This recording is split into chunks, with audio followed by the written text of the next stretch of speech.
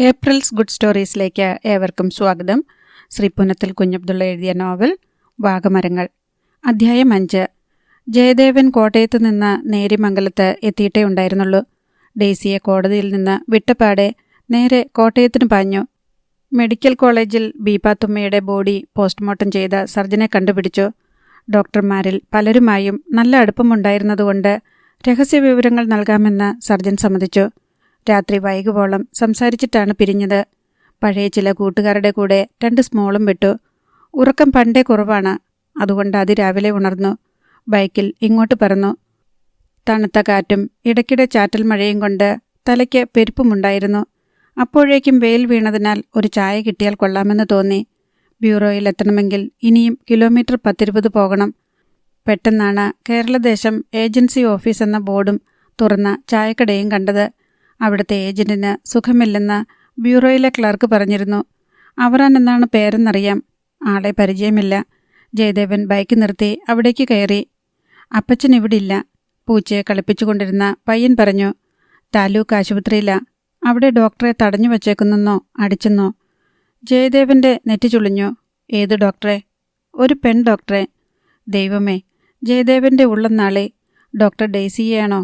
പിന്നെ ജയദേവൻ പറക്കുകയായിരുന്നു.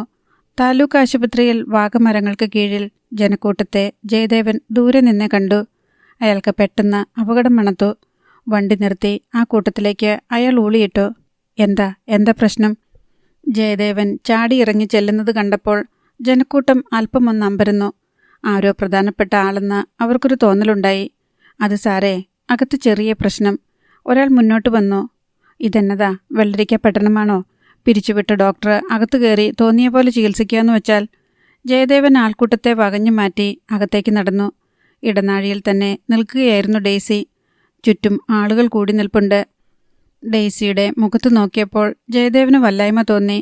ഒരുതരം മരപ്രതിമ പോലെ, പാതി ഉറക്കം പോലെ. ജയദേവൻ ചാടി മുന്നോട്ട് ചെന്നു. എന്താണിവിടെ പ്രശ്നം? ഭഗീരഥന് ചോദ്യം തീരെ ഇഷ്ടപ്പെട്ടില്ല. നമ്മളാരാ മനസ്സിലായില്ലല്ലോ. ജയദേവൻ താടി തടവി അയാളെ തറച്ചൊന്ന് നോക്കി. നിങ്ങളിവിടുത്തെ അറ്റൻഡറല്ലേ? നിങ്ങൾ ആരാന്ന് പറ. അതറിഞ്ഞാലേ പറയൂ. അയാളുടെ സ്വരം ലേശം പരുക്കനായി. അപ്പോൾ ഇതേതോ പ്രധാനപ്പെട്ട ആളാണെന്ന തോന്നൽ ഭഗീരഥനുമുണ്ടായി. അതായത് സാറേ, ഞങ്ങൾ പത്രക്കാരെ കാത്തിരിക്കുക. നാട്ടുകാർ വല്ലാതെ ദേഷ്യപ്പെട്ടിളകി നിൽക്കുന്നത് കണ്ടില്ലായിരുന്നോ? ഈ പെണ്ണും പിള്ള സസ്പെൻഷനിലായിരുന്നിട്ട് കയറി കുത്തിവെച്ച് ഒരു കൊച്ച് ദേ ചാകാൻ പോകുന്നു. ജയദേവൻ മിഴിച്ചുപോയി. അയാൾ അമ്പരപ്പോടെ ഡെയ്സിയെ നോക്കി. ദൈവമേ, ഈ സ്ത്രീ പ്രശ്നമുണ്ടാക്കാൻ വേണ്ടി തന്നെ ഇറങ്ങിയിരിക്കുകയാണോ? സസ്പെൻഷനിലായിരിക്കെ ആശുപത്രിയിൽ കയറി ചികിത്സിച്ചു പോലും. ബോധമുള്ളവർ പലതും ചെയ്യുമോ ഇങ്ങനെ? ജയദേവൻ വേവലാതിയുടെ താടി പിടിച്ചു വലിച്ചു. എന്താ സംഭവമെന്ന് പറയൂ. ആർക്കു കുത്തിവെച്ചു? അല്ലെങ്കിൽ തന്നെ സസ്പെൻഷനിൽ കഴിയുന്ന ഒരു ഡോക്ടർ അങ്ങനെ കയറി വരുമോ എന്തെങ്കിലും കാരണമില്ലാതെ? ഭഗീരഥന് ആ ചോദ്യം ഇഷ്ടപ്പെട്ടില്ല. അത് പിന്നെ സാറേ, ആ കൊച്ചിൻ്റെ വല്യപ്പച്ചന് ഇക്കാര്യമൊന്നും അറിയാൻ മേലായിരുന്നു. അയാൾ അറിയാതെ പോയി വിളിച്ചുകൊണ്ട് വന്നതാ. എന്നിട്ട് എന്തു ചെയ്യാൻ പോകുന്നു? പൗരസമിതിയൊക്കെ രംഗത്തുണ്ട്. ഡോക്ടർക്ക് ചെരുപ്പ് മാലയിടാൻ പോകുന്നു. ജയദേവന് പെട്ടെന്ന് അരിശം വന്നു. അതിന് ആ കൊച്ചു ചത്തോ? അതിന് വല്ല അപകടവും വന്നോ? ഇല്ലല്ലോ. അതറിഞ്ഞിട്ട് പോരെ? അതുപോരാ, ഇങ്ങനെയൊരു വൃത്തികേട് ഇനി ചെയ്യരുത് ആരും. ജയദേവൻ രോഷമടക്കി അയാളെ നോക്കി. അങ്ങനെ പറഞ്ഞാലെങ്ങനാ? മെലിഞ്ഞ് പഴുതാര മേശ വെച്ച ഒരു ഖദർദാരി കക്ഷത്തെ ഡയറിയും വെച്ച് രംഗത്ത് വന്നു. എങ്ങനാന്ന് ചോദിച്ചാൽ അതാ ഞങ്ങളുടെ തീരുമാനം. ഇവരെപ്പറ്റി സാറിനെന്തോ അറിയാം? ഈ നിൽക്കുന്ന ഭഗീരഥൻ ചേട്ടനെ എന്തോരം ദ്രോഹിച്ചവരാ. അവർ കുത്തിവെച്ചിട്ടല്ലയോ ആ പാവം സ്ത്രീ മരിച്ചത്. ഇനിയിപ്പം ആ കൊച്ച് ചത്തുപോയാലോ? എന്തു മരുന്നാ ഡോക്ടർ കൊടുത്തത്? ഉറങ്ങാനുള്ള മരുന്നാ. കേട്ടുനിന്ന ഔസേപ്പച്ചൻ ഡെയ്സി മെഡിക്കൽ സ്റ്റോറിൽ നിന്ന് വാങ്ങിയ മരുന്നിൻ്റെ ബിൽ നീട്ടി. ജയദേവൻ പോക്കറ്റിൽ നിന്ന് മൊബൈൽ ഫോൺ എടുത്തു. ഭാഗ്യം, റേഞ്ചുണ്ട്. ഒരു കാര്യം ചെയ്യാം. ഞാൻ കോട്ടയം മെഡിക്കൽ കോളേജിലെ ജനറൽ മെഡിസിൻ്റെ ഡോക്ടർ വർമ്മയെ ഒന്ന് വിളിച്ചു നോക്കാം. അദ്ദേഹമാണെങ്കിൽ എന്ത് മരുന്ന് കൊടുക്കുമെന്ന് അറിയാമല്ലോ. ഫോൺ ഡയൽ ചെയ്തിട്ട് ജയദേവൻ പറഞ്ഞു. ഡോക്ടർ, ഞാൻ ജയനാണ്. ഇവിടെ പുതിയ സ്ഥലത്തുനിന്ന്. ഒരു സംശയം. ഒരു ഫ്രണ്ടിൻ്റെ കുട്ടിക്ക് ഒരസുഖം. ഒന്ന് സംസാരിക്കാമോ അദ്ദേഹത്തോട്? ഫോൺ ഔസേപ്പച്ചൻ്റെ കയ്യിൽ കൊടുത്തിട്ട് ജയദേവൻ പറഞ്ഞു. നിങ്ങൾ തന്നെ ഡോക്ടറോട് കാര്യം പറയൂ. ഔസേപ്പച്ചൻ രോഗലക്ഷണങ്ങൾ പറഞ്ഞു. പിന്നെ ഉവ്വ എന്ന് തലയാട്ടുന്നതും കണ്ടു. ഉറങ്ങാനുള്ള മരുന്ന് തന്നെയാ കൊടുത്തത്. പേര് പേരെനിക്ക് വായിക്കാൻ അറിയാൻ മേല ഡോക്ടറെ. അയാൾ വീണ്ടും കടലാസ് എടുത്ത് നീട്ടി. ജയദേവൻ ഫോൺ വാങ്ങി. ഏതു മരുന്നാ ഡോക്ടർ? മൈൽഡ് കാമ്പോസ് അല്ലെങ്കിൽ സോപ്പിക്കോൺ 100. ജയദേവൻ നന്ദി പറഞ്ഞ് ഫോൺ ഓഫ് ചെയ്ത് ഭഗീരഥനോട് പറഞ്ഞു. ഡോക്ടർ പറഞ്ഞത് കാമ്പോസ് അല്ലെങ്കിൽ സോപ്പിക്കോൺ 100. ഡെയ്സി ഏത് മരുന്നാണ് കൊടുത്തിരിക്കുന്നതെന്ന് വായിച്ചു നോക്ക്. കടലാസിൽ സോപ്പിക്കോൺ 100 എന്ന് വായിച്ച് ഭഗീരഥൻ്റെ മുഖം മഞ്ഞളിച്ചു. അപ്പോൾ വിശ്വസിക്കാം. ഈ ഡോക്ടർ കൊടുത്തത് കോട്ടയം മെഡിക്കൽ കോളേജിൽ ആയിരക്കണക്കിന് ഡോക്ടർമാരുടെ ഗുരുവായ ഡോക്ടർ വർമ്മ പറഞ്ഞ അതേ മരുന്ന് തന്നെയാണ്. അതുകൊണ്ടും സംശയം തീർന്നില്ലെങ്കിൽ നമുക്ക് കുട്ടിയെ കോട്ടയം മെഡിക്കൽ കോളേജിലേക്ക് തന്നെ കൊണ്ടുപോകാം. അയ്യോ, പറ്റുകയില്ല. കൊച്ചിനിപ്പം വേണ്ടത് നല്ല ഉറക്കം വേണമെന്നാ ഡോക്ടർ പറഞ്ഞത്. ഔസേപ്പച്ചൻ ഇടപെട്ടു. എന്നാൽ പിന്നെ നമുക്ക് 2-4 മണിക്കൂർ കൂടി വെയിറ്റ് ചെയ്യാം. കുട്ടി ഉണരുമോ എന്നറിയട്ടെ. ഭഗീരഥനും പൗരസമിതി നേതാവ് രാജപ്പനും അതത്ര ഇഷ്ടപ്പെട്ടില്ല. അയ്യോ, 4 മണിക്കൂറോ? നമുക്ക് വേറെ പണിയുള്ളതാ. മനസ്സിലായില്ല. ഇതിനിപ്പം ഒരു നീക്കുപോക്ക് വേണം. അതുതന്നെ. വളച്ചു കെട്ടാതെ പച്ച മലയാളത്തിൽ പറഞ്ഞാൽ നിങ്ങൾക്ക് അത്യാവശ്യം ഈ നിൽക്കുന്ന സ്ത്രീക്ക് ചെരുപ്പുമാല ഇടുക എന്നതാണ് അല്ലേ? അത് പിന്നെ സസ്പെൻഷൻ. ജയദേവൻ ഓർക്കപ്പുറത്ത് പെട്ടെന്ന് ഷർട്ടിൻ്റെ കൈ ചുരുട്ടിക്കയറ്റി മുന്നോട്ട് ചാടി. നിന്റെ അമ്മയുടെ സസ് ഇടടാ മാല. ധൈര്യമുണ്ടെങ്കിൽ ഇടടാ. ഭഗീരഥനും രാജപ്പനും പിന്നോക്കം മാറി. സാറെന്താ ഈ പെണ്ണുമ്പിള്ളയുടെ തൊലിവെളുപ്പ് കണ്ട് ഭ്രമിച്ചു പോയോ? ജയദേവൻ ഇത്തവണ ഭഗീരഥൻ്റെ ഷർട്ടിൻ്റെ കോളറിൽ കയറി പിടിച്ചു. ധൈര്യമുണ്ടെങ്കിൽ ഇടടാ ചെരുപ്പുമാല. ഡെയ്സി ശരിക്കും പേടിച്ചു. ജീസസ്, ഇനി ഇയാൾ കൂടി ബഹളമുണ്ടാക്കി കൂടുതൽ പ്രശ്നമാക്കുമോ? ഷർട്ടിൻ്റെ പിടിവിട്ട് ജയദേവൻ കൈതട്ടി. ഞാനൊന്ന് ചോദിക്കട്ടെ, ആ കുട്ടിക്ക് ഒന്നും സംഭവിച്ചില്ലെങ്കിലോ? ഐ മീൻ അതിൻ്റെ രോഗം മാറിയാലോ? ഭഗീരഥനും രാജപ്പനും മുഖത്തോട് മുഖം നോക്കി. അപ്പോഴീ ചെരുപ്പുമാല സ്വന്തം കഴുത്തിലിട്ട് നടക്കുമോ രണ്ടുപേരും? കേട്ടുനിന്നവരിൽ പെട്ടെന്ന് പതിവ് പോലെ 2 ഗ്രൂപ്പുണ്ടായി. അപ്പറഞ്ഞതിലും കാര്യമുണ്ട്. ഒരു വൃദ്ധൻ പറഞ്ഞു. ഒന്നാമത് അവരൊരു പെണ്ണ്, അത് കെട്ടുപോലും കഴിഞ്ഞിട്ടില്ല. നമ്മുടെ പെട്ടിവറീച്ചൻ്റെ മോളാണെന്നേ. പാവം ഈ കൊച്ച് കഷ്ടപ്പെട്ട് പഠിച്ചോണ്ട് ഈ നിലയിലെത്തി. ഡെയ്സി അതേ നിൽപ്പ് നിൽക്കുകയായിരുന്നു. ഡോക്ടർ ക്വാർട്ടേഴ്സിൽ പോയിക്കോളൂ, ജയദേവൻ ആജ്ഞാപിച്ചു. ഭഗീരഥൻ എന്തോ പറയാനൊരുങ്ങി. നിങ്ങൾക്ക് പരാതിയുണ്ടെങ്കിൽ അത് മേലുദ്യോഗസ്ഥർക്ക് കൊടുക്കണം. അരുൺ സാർ ഇങ്ങ് വരട്ടെ. ഭഗീരഥൻ മുറുമുറുത്തു. വരട്ടെ. പക്ഷേ ആ സാറിന് പരാതി കൊടുക്കുമ്പം ഒരു കാര്യം ഓർക്കണം. സമയത്ത് ഡ്യൂട്ടിയിൽ ആ സാറില്ലാത്തതിന് സാർ ഉത്തരം പറയേണ്ടി വരും. ജയദേവൻ താടി തടവി ഹീറോയുടെ മട്ടിൽ നിന്നു. അതിന് ഞാൻ മതി. അതോടെ ജനക്കൂട്ടം ശാന്തമായി. 1-2 നിമിഷങ്ങൾ അവർ പിരിഞ്ഞു തുടങ്ങി. ആൾക്കൂട്ടത്തിന് മുന്നിലൂടെ ഡെയ്സി തലകുനിച്ച് നടക്കുമ്പോൾ ജയദേവൻ കൂടിയെത്തി. നടന്നു പോകണ്ട. ബുദ്ധിമുട്ടില്ലെങ്കിൽ എൻ്റെ കൂടെ ബൈക്കിൽ വരാം. വേണ്ട, താങ്ക്സ്. ഡെയ്സി എങ്ങനെയോ പറഞ്ഞു. അടുത്തല്ലേ ക്വാർട്ടേഴ്സ്, ഞാനും കൂടെ വരാം. ജയദേവൻ അവളോടൊപ്പം നടന്നു. എന്നാലും ഡോക്ടർ ചെയ്തത് മണ്ടത്തരമായി. അല്ലെങ്കിൽ തന്നെ ഗുലുമാല്. ഡെയ്സി ഏകദേശം കരയുമെന്ന മട്ടിലായിരുന്നു. ആ കുട്ടിക്ക് വളരെ സീരിയസ് ആണെന്ന് പറഞ്ഞപ്പോൾ. ഇതാണ് പെണ്ണുങ്ങളുടെ കുഴപ്പം. റിസ്ക് എന്താണെന്ന് ബോധമില്ലാതെ പ്രവർത്തിക്കും. ഡെയ്സി കണ്ണീർ ജയദേവൻ കാണാതെ തുടച്ചു. എന്നിട്ട് ചിരിക്കാൻ ശ്രമിച്ചു. റിസ്ക് എന്താണെന്ന് എനിക്കറിയാമായിരുന്നു. ഡെയ്സി ഇപ്പോൾ ആദ്യമായി ജയദേവൻ്റെ കണ്ണുകളിൽ നോക്കി. 2 റിസ്ക്. ഒന്നുകിൽ എൻ്റെ ജോലി പോകും, അല്ലെങ്കിൽ ആ കുട്ടിയുടെ ജീവൻ. ജയദേവന് വാക്കുകൾ നഷ്ടപ്പെട്ടു. ആദ്യത്തെ റിസ്ക്കാണ് തമ്മിൽ ഭേദമെന്ന് തോന്നി. ജയദേവന് കുറച്ചുനേരം സംസാരിക്കാൻ കഴിഞ്ഞില്ല. മനസ്സിലൊരു ബഹുമാനം തോന്നി. എത്ര പ്രായമുണ്ടാവും ഇവർക്ക്? വാക്കുകളിലെ സൗമ്യത, കണ്ണുകളിലെ വേദന. അയാൾ ലേശം തരളിതനായി. ക്വാർട്ടേഴ്സിലേക്ക് തിരിയുന്നിടത്ത് ഡെയ്സി നിന്നു. മതി. ശരി, സീ യു. ജയദേവൻ തിരിഞ്ഞു നടക്കാൻ ഒരുങ്ങി. 1 നിമിഷം. ഡെയ്സിയുടെ സ്വരം വളരെ ദുർബലമായിരുന്നു. ജയദേവൻ തിരിഞ്ഞു നിന്നു. നന്ദി പറഞ്ഞില്ല. ജയദേവൻ്റെ മുഖത്ത് ഒരു ചിരി വിടർന്നു. സാരമില്ല, അത് ഞാൻ പ്രതീക്ഷിക്കുന്നില്ല. പോരെ. അയാൾ തിരിഞ്ഞ് ഡെയ്സിയുടെ അടുത്ത് വന്നു.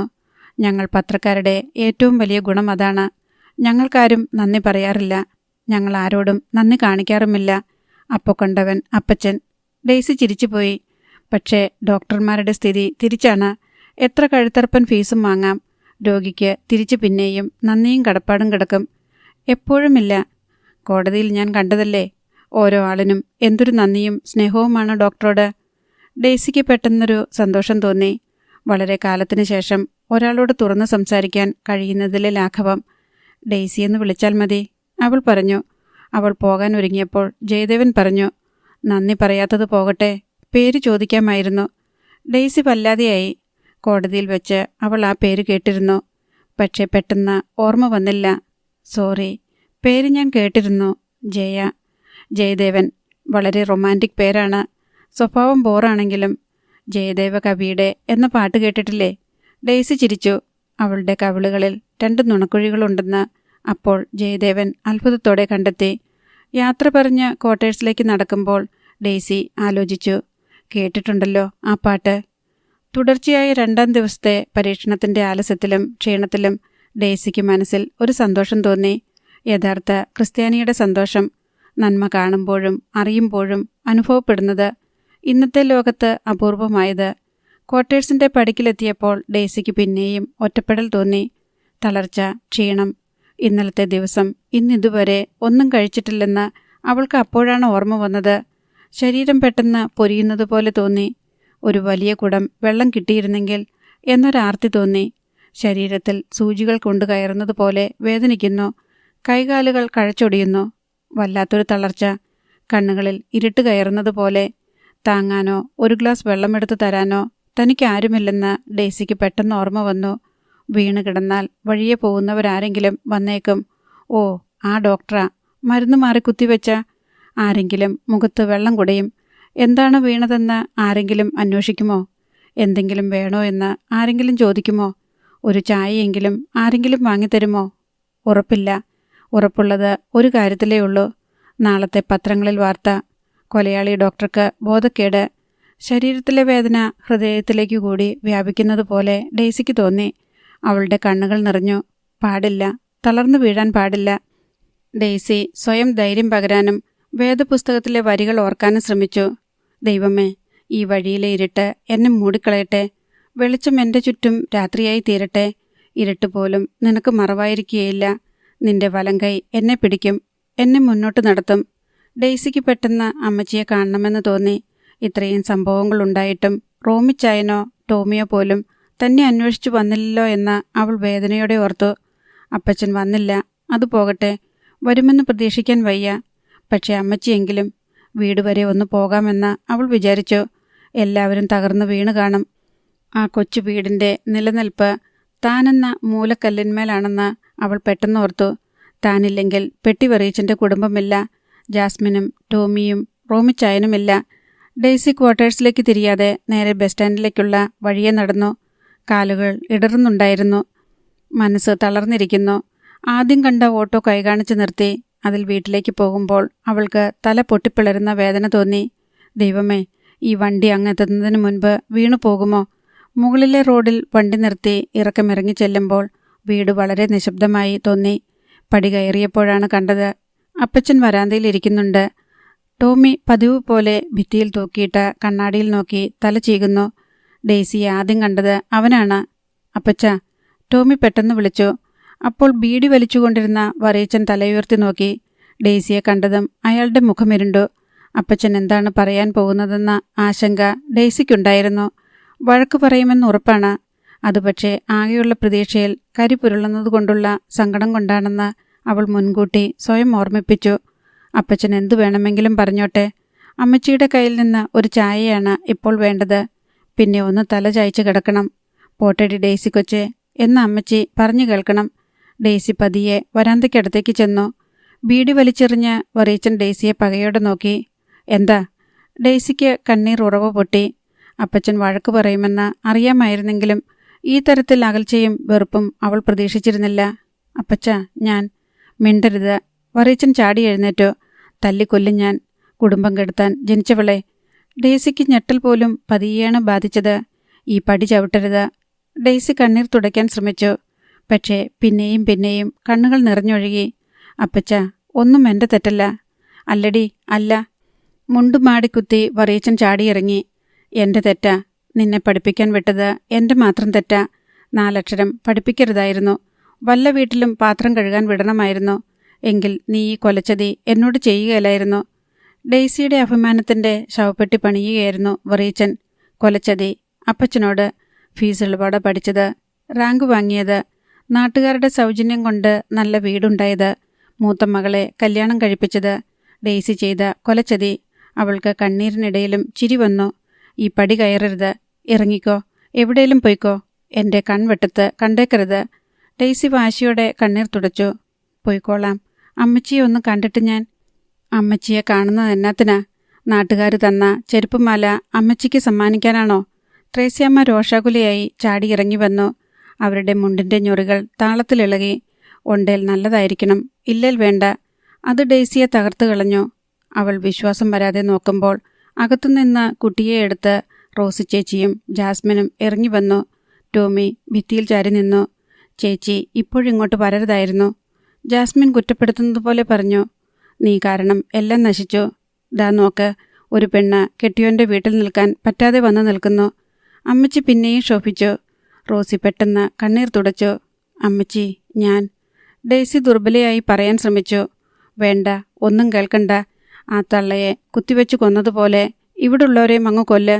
ത്രേസ്യാമ്മ കണ്ണീർ തുടച്ചു. മേലിൽ ഈ വീട്ടിൽ കയറരുത്, ഒരപേക്ഷയാ. ഡെയ്സി അമ്മച്ചിയെ ആദ്യം കാണുന്നത് പോലെ നോക്കി. ശവപ്പെട്ടി ഉണ്ടാക്കുന്നത് അപ്പച്ചനാണെങ്കിലും ആണികൾ തറയ്ക്കാൻ അമ്മച്ചിക്കാണ് കഴിവെന്ന് ഡെയ്സി കണ്ണീരിലും അതിവേദനയിലും തിരിച്ചറിഞ്ഞു. കൂർത്ത ആണികൾ, പെട്ടിതെറിഞ്ഞ് ഉള്ളിലുള്ള ജഡത്തിൽ തറഞ്ഞു കയറുന്ന ആണികൾ, പാദങ്ങളിൽ, കൈപ്പത്തികളിൽ, ഹൃദയമധ്യത്തിൽ ചോരയൊലിക്കുന്ന മുറിവുകളുമായി ഡോക്ടർ ഡെയ്സി തിരികെ നടന്നു. തനിച്ച്, വളരെ വളരെ തനിച്ച്. അധ്യായം 6. സന്ധ്യ മയങ്ങിയ നേരത്ത് ഡെയ്സിക്ക് ഒരു അതിഥിയെത്തി. കാത്തിരുന്നയാൾ, കാണാൻ കൊതിച്ചയാൾ. ക്വാർട്ടേഴ്സിൻ്റെ വാതിൽക്കൽ മുട്ടുകേട്ട് ജനാല തുറന്നു നോക്കിയപ്പോൾ സന്തോഷവും സങ്കടവും കൊണ്ട് താൻ കുഴഞ്ഞു വീഴുമെന്ന് ഡെയ്സിക്ക് തോന്നി. മൂടൽമഞ്ഞ് വീണു തുടങ്ങിയിരുന്നു. മഞ്ഞിൽ വെളുത്ത ലോഹയിട്ട് നരച്ച താടി തടവി അദ്ദേഹം, ഫാദർ ഫ്രാൻസിസ്. വാതിൽ തുറന്നപാടെ ഡെയ്സി തൻ്റെ കാൽക്കൽ വീഴുകയായിരുന്നു. ഫ്രാൻസിസ് അച്ഛൻ അവളെ പതിയെ പിടിച്ചെഴുന്നേൽപ്പിച്ചു. ചെറിയ കുട്ടികളെപ്പോലെ പൊട്ടിക്കരയുന്ന ഡെയ്സിയെ ചുമലിൽ ചേർത്ത് പിടിച്ച് നെറുകയിൽ തഴുകി. നീ ഇങ്ങനെ കൊച്ചു പിള്ളേരെപ്പോലെ ആകല്ലേ ഡെയ്സി.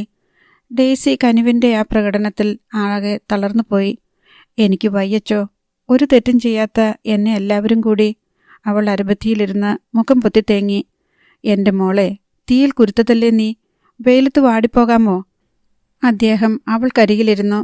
ഞാൻ കുറച്ചു ദിവസം ഇവിടെയില്ലായിരുന്നു. മംഗലാപുരത്ത് സഭയുടെ കാര്യത്തിന് പോയതാ. അവിടെ നമ്മുടെ പത്രമൊന്നും കാണാൻ കിട്ടിയില്ല. അതുകൊണ്ട് കാര്യങ്ങളൊന്നും അറിഞ്ഞില്ല. ഇന്ന് വെളുപ്പിനെയാ കോട്ടയത്തെത്തിയത്. ഇവിടെ എത്തിയപ്പം മണി 4:30 കുറച്ചു മുൻപ് ചായ എടുക്കുമ്പം നമ്മുടെ വെപ്പുകാരൻ തോമാച്ചനാ ഈ വിവരമൊക്കെ പറഞ്ഞത്. അറിഞ്ഞ ഉടനെ ഞാനിങ്ങ് പോരുമായിരുന്നു. അദ്ദേഹം വേദനയോടെ അവളെ നോക്കി. വലിയ കഷ്ടമായല്ലോ മോളെ. ഡെയ്സി പിന്നെയും വിതുമ്പി. മനുഷ്യർക്ക് അബദ്ധം പറ്റാം. ഡോക്ടർമാരും മനുഷ്യരാണ്. അവർക്കും അബദ്ധം പറ്റാം. പക്ഷേ നിനക്കങ്ങനെയൊരു തെറ്റ് പറ്റുമെന്ന് എനിക്ക് വിശ്വസിക്കാൻ വയ്യ. അദ്ദേഹം ഇടം കൈയുയർത്തി ഡെയ്സിയുടെ തല പതിയെ പിടിച്ചുയർത്തി. കനിവ് നിറഞ്ഞ ആ കണ്ണുകളിലേക്ക് മുഖമുയർത്തിയപ്പോൾ ഡെയ്സിയുടെ മനസ്സിലെ മുറിവുകൾ പിന്നെയും നീറി. കാരണം നീ പ്രാർത്ഥിക്കുന്നത് എനിക്കറിയാം. നിന്റെ മനസ്സ് എനിക്കറിയാം. മറ്റു ഡോക്ടർമാർക്ക് ഇതൊരു ജോലിയാണെങ്കിൽ നിനക്ക് ഇതൊരു ആരാധനയാണെന്ന് എനിക്കറിയാം. അദ്ദേഹം ചുളിവ് വീണ വിരലുകൾ കൊണ്ട് അവളുടെ കണ്ണിലെ കണ്ണീർ തുടച്ചു. തെറ്റുപറ്റിയെന്ന് എനിക്ക് വിശ്വസിക്കാൻ വയ്യ അച്ചോ, ഡെയ്സി സങ്കടത്തോടെ പറഞ്ഞു. അങ്ങനെ മാറിക്കൊടുത്താൽ കുഴപ്പം വരുന്ന മരുന്നായിരുന്നില്ല അത്. എനിക്കുറപ്പാണ്. ബീപാത്തുമ്മ മരിച്ചത് മരുന്ന് മാറിയതുകൊണ്ടല്ല. 100% ഉറപ്പ്. പിന്നെ? ഫാദർ അലിവോടെ ചോദിച്ചു. ഡെയ്സിയുടെ മുഖത്ത് വ്യാകുലത പടർന്നു. എനിക്കറിയില്ലച്ചോ, എന്തോ പന്തികേടുണ്ട്. ഞാൻ വായിച്ചുകൊണ്ടിരിക്കുകയായിരുന്നു. ആരോ ഓടുന്നത് പോലെ തോന്നി. അത് കേട്ട് ഞാൻ ഉണർന്നു. ലൈറ്റ് പോയി. പിന്നെ വന്നു. അത് കഴിഞ്ഞപ്പോഴാണ്. ഫാദറിൻ്റെ മുഖത്തും ചിന്ത പരന്നു. പിന്നെ അദ്ദേഹം ദീർഘമായി നിശ്വസിച്ചു. സാരമില്ല, നീ അതൊക്കെ മനസ്സിൽ നിന്ന് കളഞ്ഞേക്ക്. ഒക്കെ ശരിയാകും. സത്യമേ അവസാനം ജയിക്കൂ. എത്ര ഇരുട്ടുകൊണ്ട് മൂടിയാലും അവസാനം അത് വെളിയിലാകും. അത് ദൈവത്തിൻ്റെ ഹിതമാണ്. ഫാദർ എഴുന്നേറ്റു. ഡെയ്സിയും എഴുന്നേറ്റു. അവൾ ഫാദറിൻ്റെ കയ്യിൽ മുറുകെ പിടിച്ചു. എനിക്ക് പേടിയൊന്നുമില്ല. ഞാൻ തെറ്റ് ചെയ്തിട്ടില്ല. പിന്നെ എന്തിനു പേടിക്കണം? സങ്കടമേ ഉള്ളൂ മനസ്സിൽ. ഇവരൊക്കെ ഇത്രയൊക്കെ എന്നെ തെറ്റിദ്ധരിച്ചല്ലോ എന്ന്. എൻ്റെ വീട്ടുകാർ, രോഗികൾ, സഹപ്രവർത്തകർ. അവളുടെ മുഖം പിന്നെയും വാടി. പിന്നെ ആ പാവം ബീബാത്തുമ്മ. അവരെ ഞാൻ ഒരുപാട് സ്നേഹിച്ചിരുന്നു. അവർ എന്നെയും. എന്നിട്ടും അവസാനം അവളുടെ വാക്കുകൾ ഇടറി. നീ വിഷമിക്കേണ്ട ഡെയ്സി. ഏത് രാത്രിക്കും ഒരു പകലുണ്ട്. എൻ്റെ മോൾ അങ്ങനെ വിചാരിക്കുക. ഞാൻ ഇന്ന് തന്നെ എനിക്കറിയാവുന്ന ആളുകളെ വിളിച്ച് വിവരം പറയാം. നിനക്കൊരാവശ്യം വന്നാൽ ഈ അച്ഛൻ എപ്പോഴും കൂടെ കാണും. അത് നിന്നോടുള്ള സ്നേഹം കൊണ്ട് മാത്രമല്ല. അദ്ദേഹം വാത്സല്യത്തോടെ ചിരിച്ചു. നിന്നെപ്പോലെയുള്ള ചിലരെ ഈ നാടിന് ആവശ്യമുണ്ട്. അതുകൊണ്ടാ. പോകാനിറങ്ങിയിട്ട് ഫാദർ തിരിഞ്ഞു നിന്നു. ഇതും വിചാരിച്ച് വാതിലടച്ചിരിക്കാതെ നീ പള്ളിയിലോട്ടൊക്കെ ഇറങ്ങ.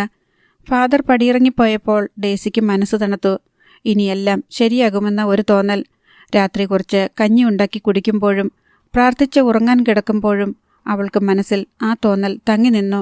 ഇരുട്ടത്ത് കണ്ണു തുറന്നു കിടക്കുമ്പോൾ ബീപാത്തുമ്മയെ ഓർത്തു. തലേന്ന് മരുന്ന് കൊടുത്ത 9 വയസ്സുള്ള കുട്ടിയെ ഓർത്തു. ബീപാത്തുമ്മയുടെ മുഖത്തെ സ്നേഹം, കണ്ണുകളിലെ വാത്സല്യവും ബഹുമാനവും, കാണുമ്പോഴൊക്കെ അമർത്തിപ്പിടിക്കുന്ന കൈകളിലെ തണുപ്പ്. പിടിച്ചു തള്ളുമ്പോൾ സ്വന്തം അമ്മച്ചിയുടെ കൈകളിലും ആ തണുപ്പുണ്ടായിരുന്നോ? ഡെയ്സി വേദനയോടെ ചോദിച്ചു.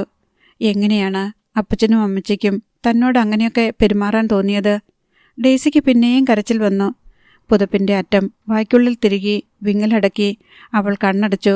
ജീസസ്, നീ എൻ്റെ കൂടെ ഉണ്ടാകണേ. എൻ്റെ കൈപിടിച്ച് നടത്താൻ, വേദനിക്കുമ്പോൾ എൻ്റെ മുറിവുകളിൽ മരുന്ന് പുരട്ടാൻ. പ്രാർത്ഥിച്ചു കിടന്ന് ഡെയ്സി ഉറങ്ങിപ്പോയി. ഉറക്കത്തിൽ അവൾ സ്വപ്നം കണ്ടു. MBBS ആദ്യ വർഷത്തെ ആദ്യ ലാബ് ദിനം. മൃതദേഹങ്ങൾ കിടത്തിയ വലിയ മേശകൾ, ഓരോ മേശയിലും ഓരോ ദേഹം, കണ്ണുകൾ തുറന്നു പിടിച്ച ഒരേ മുഖം. പെട്ടെന്നാണ് തിരിച്ചറിയുന്നത് മുറിയിൽ തനിച്ചാണ്. ഡെയ്സി പേടിയോടെ തിരിഞ്ഞോടി. അപ്പോൾ മേശപ്പുറത്തു നിന്ന് മൃതദേഹങ്ങൾ എഴുന്നേറ്റ് പിന്നാലെ വന്നു. വെള്ളക്കോട്ടിൻ്റെ പോക്കറ്റിൽ നിന്ന് സ്റ്റെത്ത് പുറത്തേക്ക് വീണതുപോലും ഡെയ്സി ഓർത്തു. രക്ഷയില്ല. ജീസസ്, ഡെയ്സി അലറി വിളിച്ചു. വളഞ്ഞു പുളഞ്ഞ കോണിപ്പടി ചാടിയിറങ്ങുമ്പോൾ അവൾക്ക് ശ്വാസം മുട്ടി. ഇനി ഓടാൻ വയ്യ. അവരെന്നെ പിടിക്കും. ഫോർമാലിൻ്റെ രൂക്ഷഗന്ധമുള്ള ശരീരങ്ങൾ എൻ്റെ മേൽ ചാടി വീഴും. അവരെന്നെ കടിച്ചു കീറും. താൻ കുഴഞ്ഞു കുഴഞ്ഞ് വീഴുന്നത് പോലെ ഡെയ്സിക്ക് തോന്നി. അപ്പോൾ 2 കൈകൾ നീണ്ടുവന്നു, താങ്ങാനെന്ന പോലെ. എതിരെ വന്ന ഒരാൾ. പേടിക്കണ്ട, പേടിക്കണ്ട, അയാൾ മന്ത്രിക്കുന്നുണ്ടായിരുന്നു. ഡെയ്സി പെട്ടെന്ന് ഉറക്കം ഞെട്ടി ചാടി എഴുന്നേറ്റു. ഇരുട്ടിൽ കിടക്കയിലിരുന്ന് അവൾ കിതച്ചു. ജീസസ്, എനിക്ക് മനഃശാന്തി തരണേ. വിയർപ്പുതുള്ളികൾ തുടച്ചു മാറ്റി ഡെയ്സി എഴുന്നേറ്റ് അടുക്കളയിൽ പോയി വെള്ളമെടുത്തു കുടിച്ചു. തിരികെ വന്ന് വീണ്ടും കിടന്നപ്പോൾ അവൾ കണ്ട സ്വപ്നം പിന്നെയും ഓർക്കാൻ ശ്രമിച്ചു. ആരായിരുന്നു അത്? നീട്ടിയ കൈകൾ ആരുടേതായിരുന്നു? മുഖം അവൾ കണ്ടില്ല. കൈകൾ മാത്രം. വിശാലമായ മൃദുലമായ വെളുത്ത കൈപ്പത്തികൾ, മുഖമണച്ചു കരയാൻ പാകത്തിൽ വലിപ്പമുള്ള. ഡെയ്സിക്ക് വീണ്ടും ഒരൊറ്റപ്പെടൽ തോന്നി. ആരുമില്ല. അങ്ങനെ 2 കൈകൾ തനിക്ക് മുന്നിലേക്ക് നീട്ടാൻ ആരുമില്ല. അത് ജീസസിൻ്റെ കൈകളാണെന്ന് അവൾ സ്വയം പറഞ്ഞു. ജീസസിൻ്റെ കൈപ്പത്തികൾ. ഡെയ്സി ആ ഓർമ്മയിൽ മുഖമണച്ച് ഉറങ്ങാൻ കിടന്നു. അതിരാവിലെ ഉണർന്നപ്പോൾ ആദ്യം തീരുമാനിച്ചത് പള്ളിയിൽ പോകാനാണ്. 4-5 ദിവസമായി പ്രാർത്ഥന മുടങ്ങിയിരിക്കുന്നു. ഡെയ്സി വേഗം എഴുന്നേറ്റ് വെള്ളം ചൂടാക്കി കുളി കഴിച്ചു. കണ്ണാടിയിൽ നോക്കിയപ്പോൾ അവൾക്ക് പെട്ടെന്ന് ഒരു ക്ഷീണം തോന്നി. കണ്ണുകൾ കുണ്ടിലാഴ്ന്നിരിക്കുന്നു. കഴിഞ്ഞ കുറേ ദിവസത്തെ സംഘർഷം മുഴുവൻ മുഖത്തുണ്ട്. വലിയ പനി വന്നതുപോലെ വാടിക്കരിഞ്ഞ മുഖം. അവൾ മുടി തുമ്പു കെട്ടിയിട്ട് വെളുത്ത സാരിത്തലപ്പ് ചുമലിലൂടെ വലിച്ചിട്ടു. വാതിൽ പൂട്ടി പുറത്തേക്ക് ഇറങ്ങുമ്പോഴാണ് മൂടൽ മഞ്ഞിലൂടെ പത്രക്കാരൻ്റെ സൈക്കിൾ ബെൽ കേട്ടത്.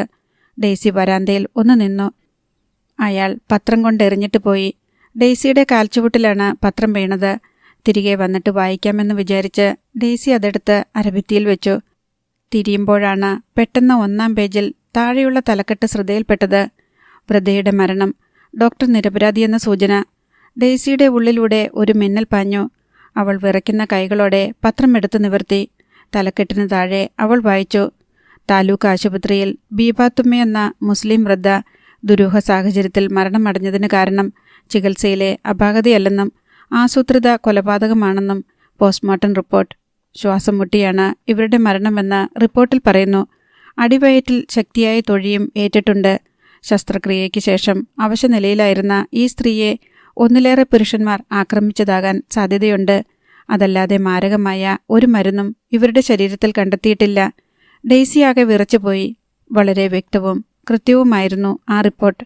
ഡെയ്സിയുടെ നിരപരാധിത്വം ആർക്കും മനസ്സിലാകുന്ന തരത്തിൽ. ഡെയ്സിക്ക് ഒരു നിമിഷം താൻ സ്വപ്നം കാണുകയാണെന്ന് തോന്നി. കേരളദേശം പത്രമാണ് തൻ്റെ കയ്യിലെന്ന് അവൾ അപ്പോൾ മറന്നുപോയി. അവളത് മുഖത്തോടമർത്തി. കണ്ണീർ വീണ് ആ പത്രം നനഞ്ഞുപോയി. പള്ളിയിൽ ചെന്നപ്പോൾ ഫാദർ ഫ്രാൻസിസ് കാത്തിരുന്നതുപോലെ എതിരെ വന്നു. പത്രം കണ്ടോ മോളെ? ഞാൻ ഇന്നലെ തന്നെ പറഞ്ഞില്ലായിരുന്നോ? ഫാദർ ചിരിച്ചു. നീ സമാധാനമായിരിക്കെ, ഒക്കെ കർത്താവ് ശരിയാക്കും. ഡെയ്സി ഒന്നും പറഞ്ഞില്ല. അവൾ ഒരു വേവലാതിയോടെ അകത്തേക്ക് നടന്നു. വലിയ നീല നിറമുള്ള ശരറാന്തലിന് കീഴെ അവൾ ഓടിച്ചെന്ന് മുട്ടുകുത്തി. കരച്ചിൽ അടക്കാൻ കഴിഞ്ഞില്ല. ജീസസ്, കരയിപ്പിച്ചതിന് നന്ദി. കരയുമ്പോൾ നീയത് കേൾക്കുന്നുണ്ടെന്ന് എനിക്ക് പിന്നെയും ഉറപ്പായല്ലോ. ജീസസ്, വേദനിപ്പിച്ചതിന് നന്ദി. വേദനിക്കുമ്പോൾ നീ അതറിയുന്നുണ്ടെന്ന് ഒരിക്കൽ കൂടി മനസ്സിലായല്ലോ. ജീസസ്, നന്ദി എല്ലാത്തിനും. ആ നിലയിൽ എത്ര നേരം പ്രാർത്ഥിച്ചെന്ന ഓർമ്മയില്ല. പ്രാർത്ഥന കഴിഞ്ഞ് എഴുന്നേൽക്കുമ്പോൾ പുറത്ത് മഞ്ഞുരുകി വെയിൽ നന്നായി തെളിഞ്ഞിരുന്നു. ഡെയ്സിയുടെ മുഖം ശാന്തമായിരുന്നു. എല്ലാ ദുഃഖങ്ങളും ഒഴിഞ്ഞതുപോലെ അവളുടെ മനസ്സ് തെളിഞ്ഞു, സ്വച്ഛമായി. പള്ളിയിൽ നിന്ന് പടിക്കെട്ടിറങ്ങുമ്പോൾ പാലുമായി വന്ന 2 പേർ അവളെ കണ്ട് ചെറുതായി ചൂളമടിച്ചു.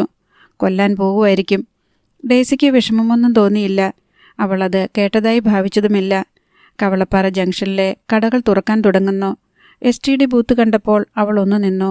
ഒന്ന് വിളിച്ചാലോ ജയദേവനെ, ഒരു നന്ദി പറയാൻ. തനിക്ക് അയാളുടെ നമ്പർ അറിയില്ലെന്ന് അപ്പോഴാണ് ഓർത്തത്. ഡെയ്സിക്ക് നിരാശ തോന്നി. ഒരു കടയിൽ നിന്ന് അവൾ ബ്രെഡും പഴവും വാങ്ങി. കടക്കാരൻ അവളെ സൂക്ഷിച്ചു നോക്കി, പക്ഷേ ഒന്നും ചോദിച്ചില്ല. ഡെയ്സിക്ക് ചെറിയ ജാള്യത തോന്നി. ഇയാൾ തന്നെ തിരിച്ചറിഞ്ഞു എന്നുറപ്പായിരുന്നു. എന്താവും ഇയാൾ തന്നെക്കുറിച്ച് ചിന്തിക്കുന്നത്? കൊലയാളി ഡോക്ടറെന്നോ? പെട്ടെന്ന് അയാൾ ചോദിച്ചു. ഡെയ്സി ഡോക്ടറല്ലേ?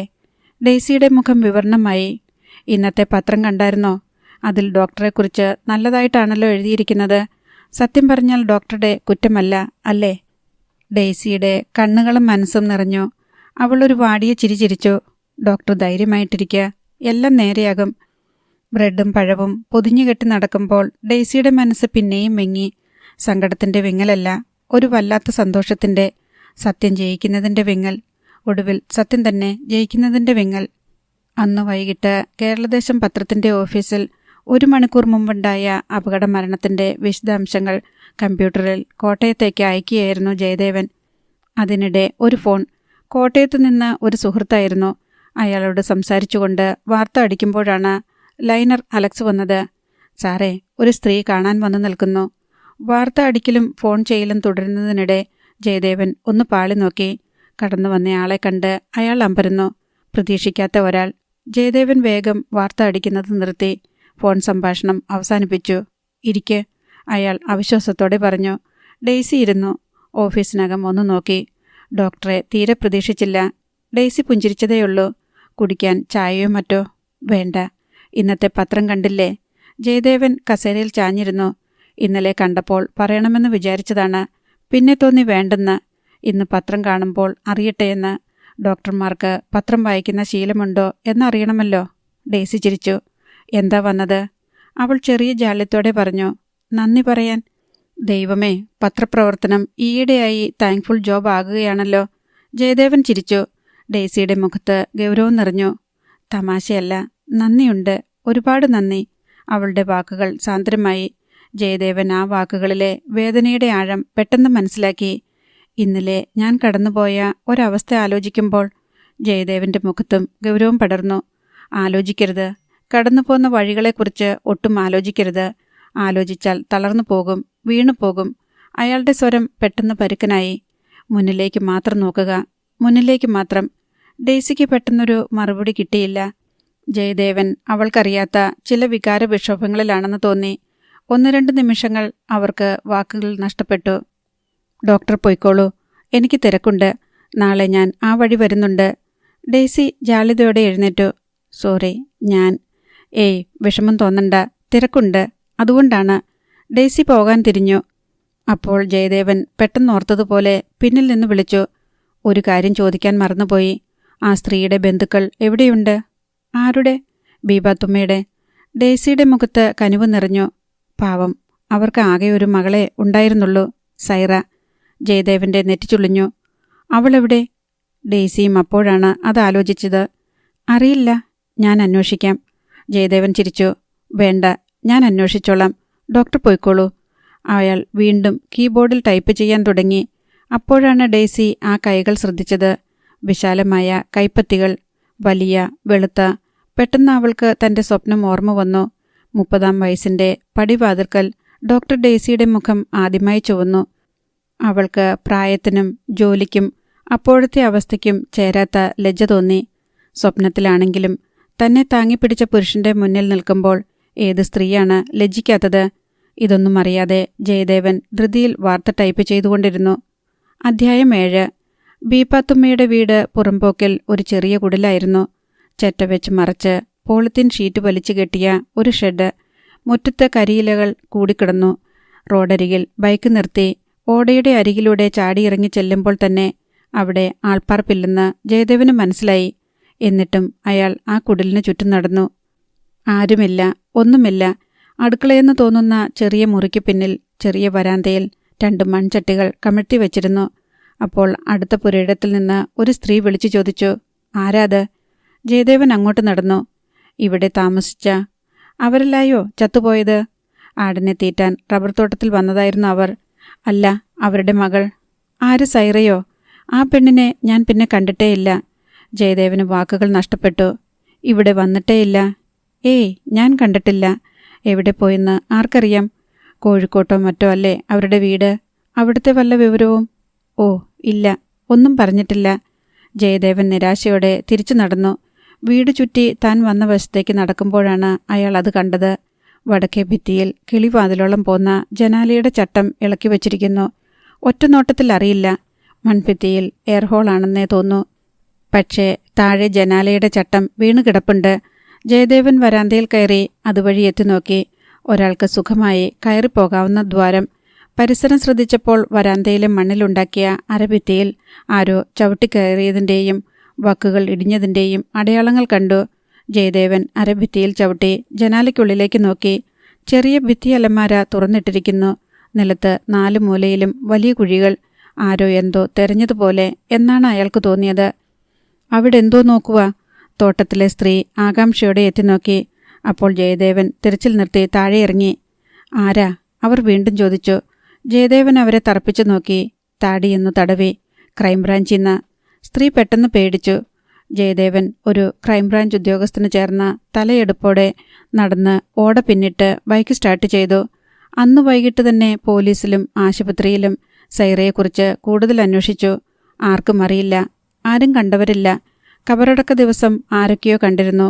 കൂടുതലൊന്നും അറിയില്ല. അതോടെ ജയദേവന് ബോധ്യമായി ഇതിലെന്തോ പന്തികേടുണ്ട്. ആശുപത്രിയിലെ കൊലപാതകം സംബന്ധിച്ച് പോലീസ് അന്വേഷണത്തിൽ തൃപ്തിയല്ലെന്ന് പ്രസ്താവന ഇറക്കാനായിരുന്നു പിന്നീടുള്ള ശ്രമം. 1-2 രാഷ്ട്രീയ നേതാക്കളുമായി ബന്ധപ്പെട്ടു. അവർക്ക് കാര്യങ്ങൾ മനസ്സിലാക്കി കൊടുത്തപ്പോൾ പ്രസ്താവനകൾ തുരുതുരെ വന്നു. മുഖ്യമന്ത്രിയെ ഫോണിൽ വിളിച്ച് കാര്യങ്ങളുടെ സത്യാവസ്ഥ ബോധിപ്പിക്കുകയും ചെയ്തു. അന്വേഷണം തീരട്ടെ ജയ, അല്ലാതെ നമ്മളിപ്പോൾ എടുത്തു ചാടി എന്തെങ്കിലും ചെയ്താൽ. മുഖ്യൻ പറഞ്ഞു. മതി, പക്ഷെ അന്വേഷണം ഒന്ന് എളുപ്പത്തിലാക്കാൻ സാർ എന്തെങ്കിലും ചെയ്യണം. വലിയ കഷ്ടമാണ് ഇവിടെ ആശുപത്രിയുടെയും രോഗികളുടെയും കാര്യം. ഡോക്ടർ ഡെയ്സി വരാതായതിനു ശേഷം ആശുപത്രിയിലെ കാര്യങ്ങൾ ആകെ കുഴപ്പത്തിലാണെന്ന് പലരും ജയദേവനോട് പരാതി പറഞ്ഞിരുന്നു. ഡോക്ടർ അരുൺകുമാറിൻ്റെ വിളയാട്ടമാണ്.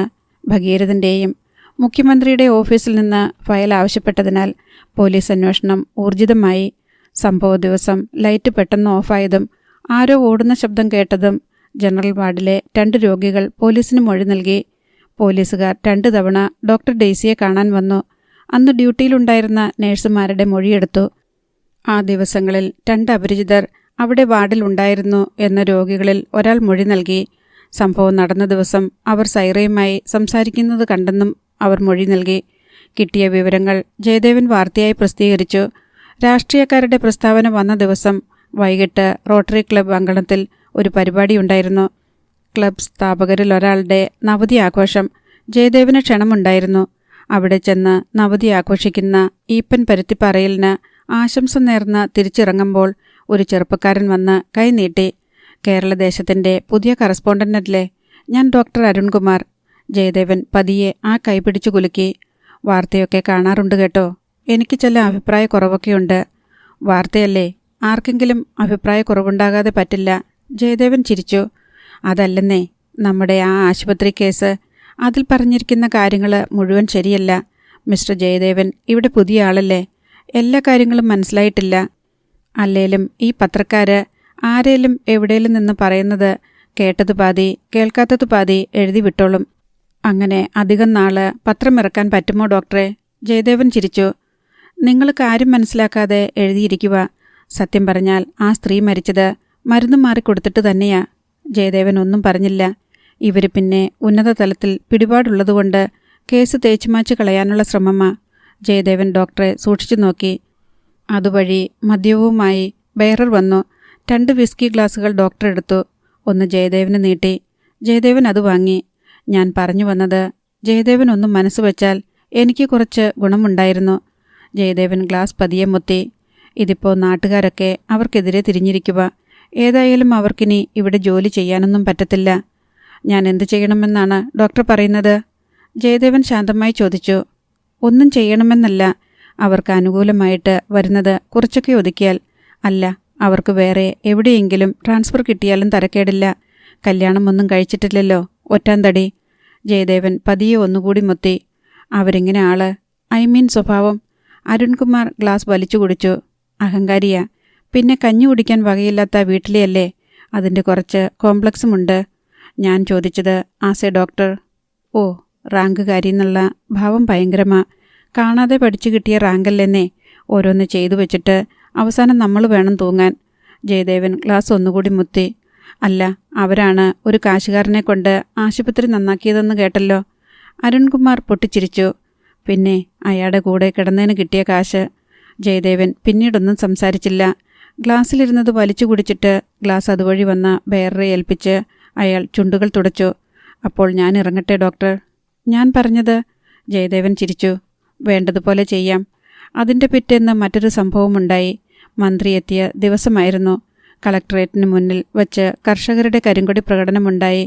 കല്ലേറും ആകാശത്തേക്ക് വെടിവയ്പും. ഒരാൾക്ക് പരിക്കേറ്റു. വൈകിട്ട് അയാൾ മരിച്ചു. വാർത്തയും പടങ്ങളും അയക്കാൻ സമയമായപ്പോൾ കമ്പ്യൂട്ടർ നെറ്റ്വർക്ക് തകരാറ്. പിന്നെ അത് നന്നാക്കാൻ ആളെ വരുത്തുന്നതിൻ്റെ തിരക്ക്. ജയദേവൻ പരിശീലനായിരുന്നു. ആ നേരത്താണ് അവർ വന്നത്. 3 പേർ. ഒരു കടും നീല ക്വാളിസ് ബ്യൂറോയുടെ പോർച്ചിലേക്ക് ഇരമ്പി വന്നു. അതിൽ നിന്ന് ചാടിയിറങ്ങിയവർ മൂവരും 40നും 45നും ഇടയിൽ പ്രായമുള്ളവരായിരുന്നു. നല്ല തടിമിടുക്കുള്ളവർ. 2 പേർക്ക് താടി. ഒരാൾ ക്ലീൻ ഷേവ്. ക്ലർക്കും പാർട്ട് ടൈം ലേഖകരും യാത്ര പറഞ്ഞ് ഇറങ്ങിയിരുന്നു. അറ്റൻഡർ ശിവദാസ് മാത്രമുണ്ട്. ഓഫീസിൻ്റെ പിന്നിലെ മുറിയിലാണ് ശിവദാസ് കിടക്കുന്നത്. ഓഫീസ് പൂട്ടി താക്കോൽ ശിവദാസിനെ ഏൽപ്പിക്കുകയാണ് പതിവ്. അവിടെ നിന്ന് വെളിപ്പാട് അകലമേയുള്ളൂ ജയദേവൻ താമസിക്കുന്നിടത്തേക്ക്. മേശപ്പൂട്ടി താക്കോൽ പോക്കറ്റിലിട്ട് ജയദേവൻ പുറത്തേക്ക് വരുമ്പോൾ വന്നവർ അകത്തേക്ക് കയറി. ഇരിക്കൂ. എന്താ കാര്യം? ജയദേവൻ ചോദിച്ചു. ആരും ഇരുന്നില്ല. ഒരു കാര്യം പറയാൻ വന്നതാ. നിങ്ങളല്ലേ ഇവിടുത്തെ ലേഖകൻ? അതെ. കഴിഞ്ഞ ദിവസം മറ്റേ ഡോക്ടറുടെ വാർത്ത കൊടുത്തത് നിങ്ങളാണോ? ഏത്? ഓ, ഡോക്ടർ ഡെയ്സി വർഗീസിൻ്റെയോ? അതെ. വന്നവരിൽ ഒരാൾ മുന്നോട്ട് വന്നു. സാറന്ന് കൊടുത്ത വാർത്ത ശരിയല്ല. അത് ഞങ്ങളിൽ ചിലർക്ക് ദോഷം ചെയ്യും. ജയദേവൻ്റെ നെറ്റി ചുളിഞ്ഞു. മനസ്സിലായില്ല. അല്ല, ആ ഡോക്ടർ മരുന്ന് മാറി കുത്തിയിട്ടല്ലേ ആ വല്യമ്മ ചത്തത്? അത് അങ്ങനെ ഇരുന്നോട്ടെ എന്ന് പറയുകയായിരുന്നു. ജയദേവൻ തിരിച്ചു. അങ്ങനെ ഇരുന്നോട്ടെ എന്ന് പറഞ്ഞാൽ? അല്ല, സാറായിട്ട് കൂടുതൽ വാർത്തയൊന്നും കൊടുക്കണ്ട. പ്രത്യേകിച്ചും ആ പെണ്ണിനെ കാണാനില്ലെന്ന കാര്യം. അവിടെ കാമുകൻ്റെ കൂടെ ഓടിപ്പോയതാ. അതാരാ ആ കാമുകൻ? പ്രായം തികഞ്ഞ പെണ്ണല്ലേ? നിങ്ങൾക്കെന്താ ഇതിൽ കാര്യം? അല്ല, പോലീസ് പറയുന്നത് സാറാ ഇതൊക്കെ കുത്തിയിളക്കുന്നതെന്നാ. ഇവിടെ ഒരുപാട് പത്രങ്ങളുണ്ട്, പത്രക്കാരുമുണ്ട്. അതിൻ്റെ ഒരു മട്ടും മാതിരിയുമായി നമുക്ക് മുന്നോട്ട് പോകാം. ഇല്ലേൽ സാറിന കേട്. അവർ വന്നതുപോലെ പോയി.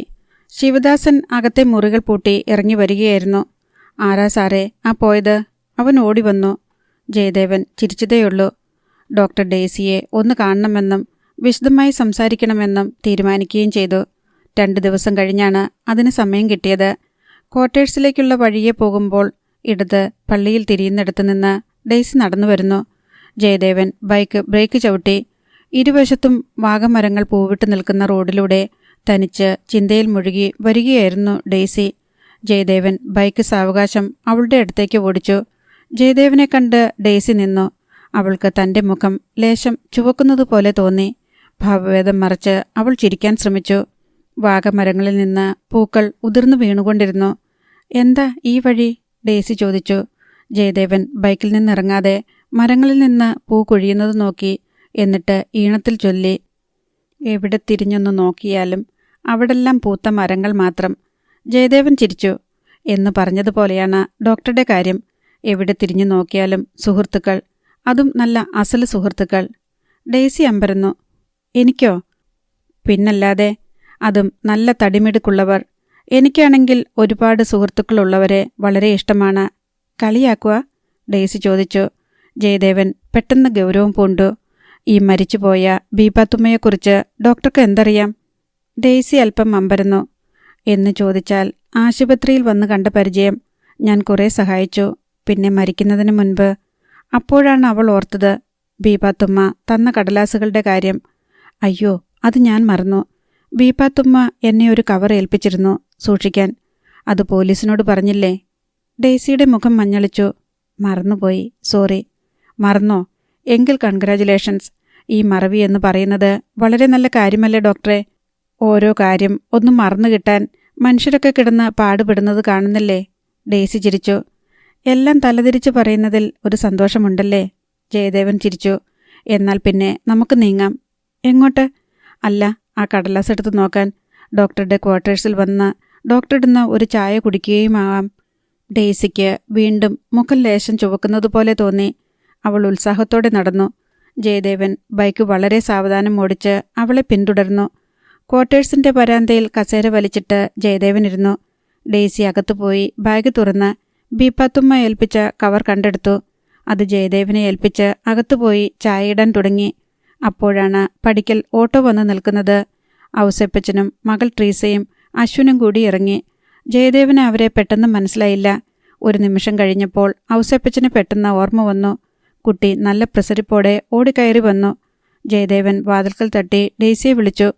അതിഥികളെ കണ്ട് ഡെയ്സി അമ്പരന്നുപോയി. ഡെയ്സിയെ കണ്ടതും ട്രീസ പൊട്ടിക്കരഞ്ഞു. ഡോക്ടർ ക്ഷമിക്കണം, ഞങ്ങൾ ദൈവദോഷമാ ചെയ്തത്. ഞങ്ങൾ ഡോക്ടറെ കുറ്റം പറയാൻ പാടില്ലായിരുന്നു. ഔസേപ്പച്ചൻ കൈകൾ കൂപ്പി തൊഴുതു. ഡോക്ടർ ക്ഷമിക്കണം. എൻ്റെ കുഞ്ഞ് ഇങ്ങനെ ഓടി നടക്കുമെന്ന് ഞാൻ വിചാരിച്ചതല്ല. എല്ലാം ഡോക്ടറുടെ നന്മയാ. പെട്ടെന്ന് ഡെയ്സിയുടെ കണ്ണുകൾ നിറഞ്ഞു. ജീസസ്, എങ്ങനെ മാപ്പ് ചോദിക്കണമെന്നും അറിയത്തില്ല, എങ്ങനെ നന്ദി പറയണമെന്നും അറിയത്തില്ല. ഡെയ്സി കണ്ണു തുടച്ച് ചിരിച്ചു. സാരമില്ല, കുട്ടിയുടെ അസുഖം മാറിയല്ലോ. ജയദേവൻ എല്ലാം കണ്ട് നിൽക്കുകയായിരുന്നു. ഓ, ഇതാണല്ലേ അന്നത്തെ വില്ലൻ? അയാൾ വാത്സല്യത്തോടെ കുട്ടിയുടെ തലയിൽ വിരലൊടിച്ചു. ഒക്കെ മാറി, ഒരുപാട് ഭേദമുണ്ട്. ഇനിയിപ്പോൾ ഇവൻ്റെ ചികിത്സ ഡോക്ടർ തന്നെ ചെയ്യണം. എൻ്റെ കുഞ്ഞിൻ്റെ അസുഖം പൂർണ്ണമായിട്ട് മാറ്റിത്തരണം. അതൊന്നും എൻ്റെ കയ്യിലല്ല. കൂടുതൽ ചികിത്സ ചെയ്യാനുമില്ല. പനി വരാതെ സൂക്ഷിക്കുക. തൽക്കാലം അത്രയേ വേണ്ടൂ. എന്തെങ്കിലും പ്രശ്നമുണ്ടെങ്കിൽ കൊണ്ടുവന്നോളൂ. എന്നെക്കൊണ്ട് ചെയ്യാൻ പറ്റുന്നത് ഞാൻ ചെയ്യാം. അവർ യാത്ര പറഞ്ഞിറങ്ങിയപ്പോൾ ജയദേവൻ ഡെയ്സിയെ കുസൃതിയോടെ നോക്കി. ഹോ, അങ്ങനെ ഡോക്ടർക്ക് ഒരു ശത്രുവിനെ കണ്ടുപിടിക്കാൻ പറ്റി. ഡെയ്സി അപ്പോഴാണ് ഓർത്തത്, ജീസസ്, ചായയ്ക്ക് വെള്ളം വെച്ചിരുന്നു. തിളച്ചു പറ്റിക്കാണും. ആദ്യമായാണ് താൻ ഒരാൾക്ക് ചായയിട്ട് കൊടുക്കുന്നതെന്ന് അവൾ പെട്ടെന്നോർത്തു. ഒരു പുരുഷന്. അത് മനസ്സിന് ഇഷ്ടപ്പെട്ട. ചായ ചേർക്കുമ്പോൾ അവളുടെ കൈ വിറച്ചു. ജീസസ്, ഇത് ബോറാകുമോ? 2 കപ്പുകളിലേക്ക് അത് പകരുമ്പോൾ പുറത്ത് ബൈക്ക് സ്റ്റാർട്ട് ചെയ്യുന്നത് പോലെ തോന്നി. ചായയുമായി വരാന്തയിലെത്തിയപ്പോൾ ഡെയ്സി അമ്പരന്നു. ജയദേവൻ അവിടെ ഉണ്ടായിരുന്നില്ല. പുറത്ത് ജയദേവന്റെ ബൈക്കും. ജയദേവൻ ആ നേരത്ത് വണ്ടിയിൽ പറക്കുകയായിരുന്നു. ബീപാത്തുമ്മയുടെ കവറിലുണ്ടായിരുന്ന കടലാസ് അയാളെ അത്രയ്ക്ക് ഞെട്ടിച്ചു കളഞ്ഞു. അത് കടലാസായിരുന്നില്ല, ബോംബായിരുന്നു. Atom bomb. അധ്യായം 8. രാവിലെ ചെറിയ മഴച്ചാറ്റലുണ്ടായിരുന്നു. കാലവർഷത്തിന്റെ തുടക്കം പോലെ. കുടയും പിടിച്ച് പള്ളിയിലേക്ക് നടക്കുമ്പോൾ ഡെയ്സിക്ക് കുളിർന്നു. നേരം വെളുത്തു വരുന്നതേ ഉണ്ടായിരുന്നുള്ളൂ. നേര്യമംഗലം പള്ളിയിലേക്കുള്ള ഇടവഴിയിലേക്ക് തിരിയുമ്പോൾ തൊട്ടുമുന്നിലെ വളവിൽ ഒരു നീല മാരുതി എസ്റ്റിംഗ് കാർ നിർത്തിയിട്ടിരിക്കുന്നത് അവൾ കണ്ടു. കണ്ണിലുടക്കിയെങ്കിലും ഡെയ്സി അത് ശ്രദ്ധിച്ചില്ല. പക്ഷേ ലേശം മുന്നോട്ട് നടന്നപ്പോൾ കാർ ചലിക്കുന്നത് പോലെ തോന്നി. ഇടതുവശത്തെ ഡോർ ആരോ തുറക്കുകയും വീണ്ടും വലിച്ചടക്കുകയും ചെയ്തു. ഡെയ്സി അത് ശ്രദ്ധിച്ചു. അവൾ തൊട്ടടുത്ത് ചെന്നപ്പോഴേക്ക് ഡോർ വീണ്ടും തുറന്ന് ഒരു പെൺകുട്ടി വെളിയിൽ ചാടി. അവൾ വസ്ത്രങ്ങൾ ധൃതിയിൽ ശരിയാക്കുകയും മുഖം അമർത്തി തുടയ്ക്കുകയും ചെയ്യുന്നത് കണ്ടപ്പോൾ ഡെയ്സിക്ക് കാര്യം മനസ്സിലായി. ഒന്നുകിൽ പ്രേമനാടകം, അല്ലെങ്കിൽ അനാശാസ്യം. കാർ മുന്നോട്ട് നീങ്ങുകയും പെൺകുട്ടി ഡെയ്സിക്ക് അഭിമുഖമായി തിരിയുകയും ചെയ്തപ്പോൾ ഡെയ്സിയുടെ കാലുകൾ നിശ്ചലമായി. പെൺകുട്ടിയും നിന്നിടത്തു തന്നെ നിന്നു. അത് ജാസ്മിനായിരുന്നു. ഡെയ്സിക്ക് 1-2 നിമിഷങ്ങൾ താൻ കണ്ടതൊക്കെ വാസ്തവത്തിൽ കണ്ടെന്ന് വിശ്വസിക്കാൻ കഴിഞ്ഞില്ല. തൻ്റെ അനിയത്തി. മഴയത്ത് നടന്ന് തണുത്തു വിറച്ച പാദങ്ങളിലേക്ക് മണ്ണിൽ നിന്ന് ഒരു ചൂട് ആളിപ്പടർന്ന് കയറുന്നതുപോലെ ഡെയ്സിക്ക് തോന്നി. കാലിലൂടെ, നെഞ്ചിലൂടെ, തലയിലേക്ക്. ഡെയ്സിയുടെ മുഖം കോപം കൊണ്ട് ചുമന്നു. ശരീരം പുകഞ്ഞു. അവൾ തിരക്കിട്ട് മുന്നോട്ട് നടന്നു. ജാസ്മിൻ നിന്നിടത്തു തന്നെ നിന്നതേയുള്ളൂ. അവളുടെ മുഖം കുനിഞ്ഞിരുന്നു. അടുത്തു ചെന്നപ്പോൾ ഡെയ്സിക്ക് അനിയന്ത്രിതമായ കോപം കാരണം അവളെ തല്ലണമെന്നോ മുടി പിടിച്ചു വലിച്ച് നിലത്തിട്ടടിക്കണമെന്നോ ഒക്കെ തോന്നി. പക്ഷെ ജാസ്മിയുടെ മുഖത്ത് നോക്കിയപ്പോൾ അവളുടെ കൈ വിറച്ചു. ആകെ ജാള്യത നിറഞ്ഞ മുഖം. ജാസി, ഡെയ്സിയുടെ സ്വരം വിറച്ചിരുന്നു. ആരാ അത് ആ കാറിൽ? ജാസ്മിൻ ഒരുതരം ധിക്കാരത്തോടെ മുഖമുയർത്തി. ആരായാൽ ചേച്ചിക്കെന്താ? ഡെയ്സിക്ക് അടി കൊണ്ടതുപോലെ തോന്നി. അവളുടെ കണ്ണുകളിൽ നിന്ന് ചുടുകണ്ണീർ ഉറവ് പൊട്ടി പുറത്തു ചാടി. അവൾക്ക് ഫീസ് കൊടുക്കാൻ, സാരി വാങ്ങാൻ, മാല വാങ്ങാൻ, താൻ വേണ്ടെന്ന് വെച്ചതൊക്കെ ഡെയ്സിയുടെ മനസ്സിലൂടെ ഒരു നിമിഷം മിന്നി. എനിക്കൊന്നുമില്ലേ? വാശിയോടെ ഡെയ്സി ചോദിച്ചു. ഒന്നുമില്ലെന്ന് ഞാൻ ചോദിക്കാം. വീട്ടിൽ വന്ന് അപ്പച്ചനോടും അമ്മച്ചിയോടും ചോദിക്കാം. ഡെയ്സിയുടെ സ്വരത്തിൽ കോപവും താപവും നിറഞ്ഞിരുന്നു. ഓ, ചോദിക്കാനൊന്നുമില്ല. ഞാൻ അരുതാത്തതൊന്നും ചെയ്തില്ല, ജാസ്മിൻ ആത്മാർത്ഥതയില്ലാതെ പറഞ്ഞു. വെളുപ്പാൻ കാലത്ത് ആരുമില്ലാത്ത വഴിയിൽ ഒരു കാറിനകത്തു നിന്ന് ചാടിയിറങ്ങുന്നത് അരുതാത്തതല്ലേ? ഡെയ്സി ചോദിച്ചു. ജാസ്മിൻ പെട്ടെന്ന് ഡെയ്സിയെ ദേഷ്യത്തോടെ നോക്കി. അതിനിപ്പം എന്തോ പറ്റിയെന്നാ? എന്നെ കല്യാണം കഴിക്കാൻ പോകുന്ന ആളാ അതിനകത്ത്.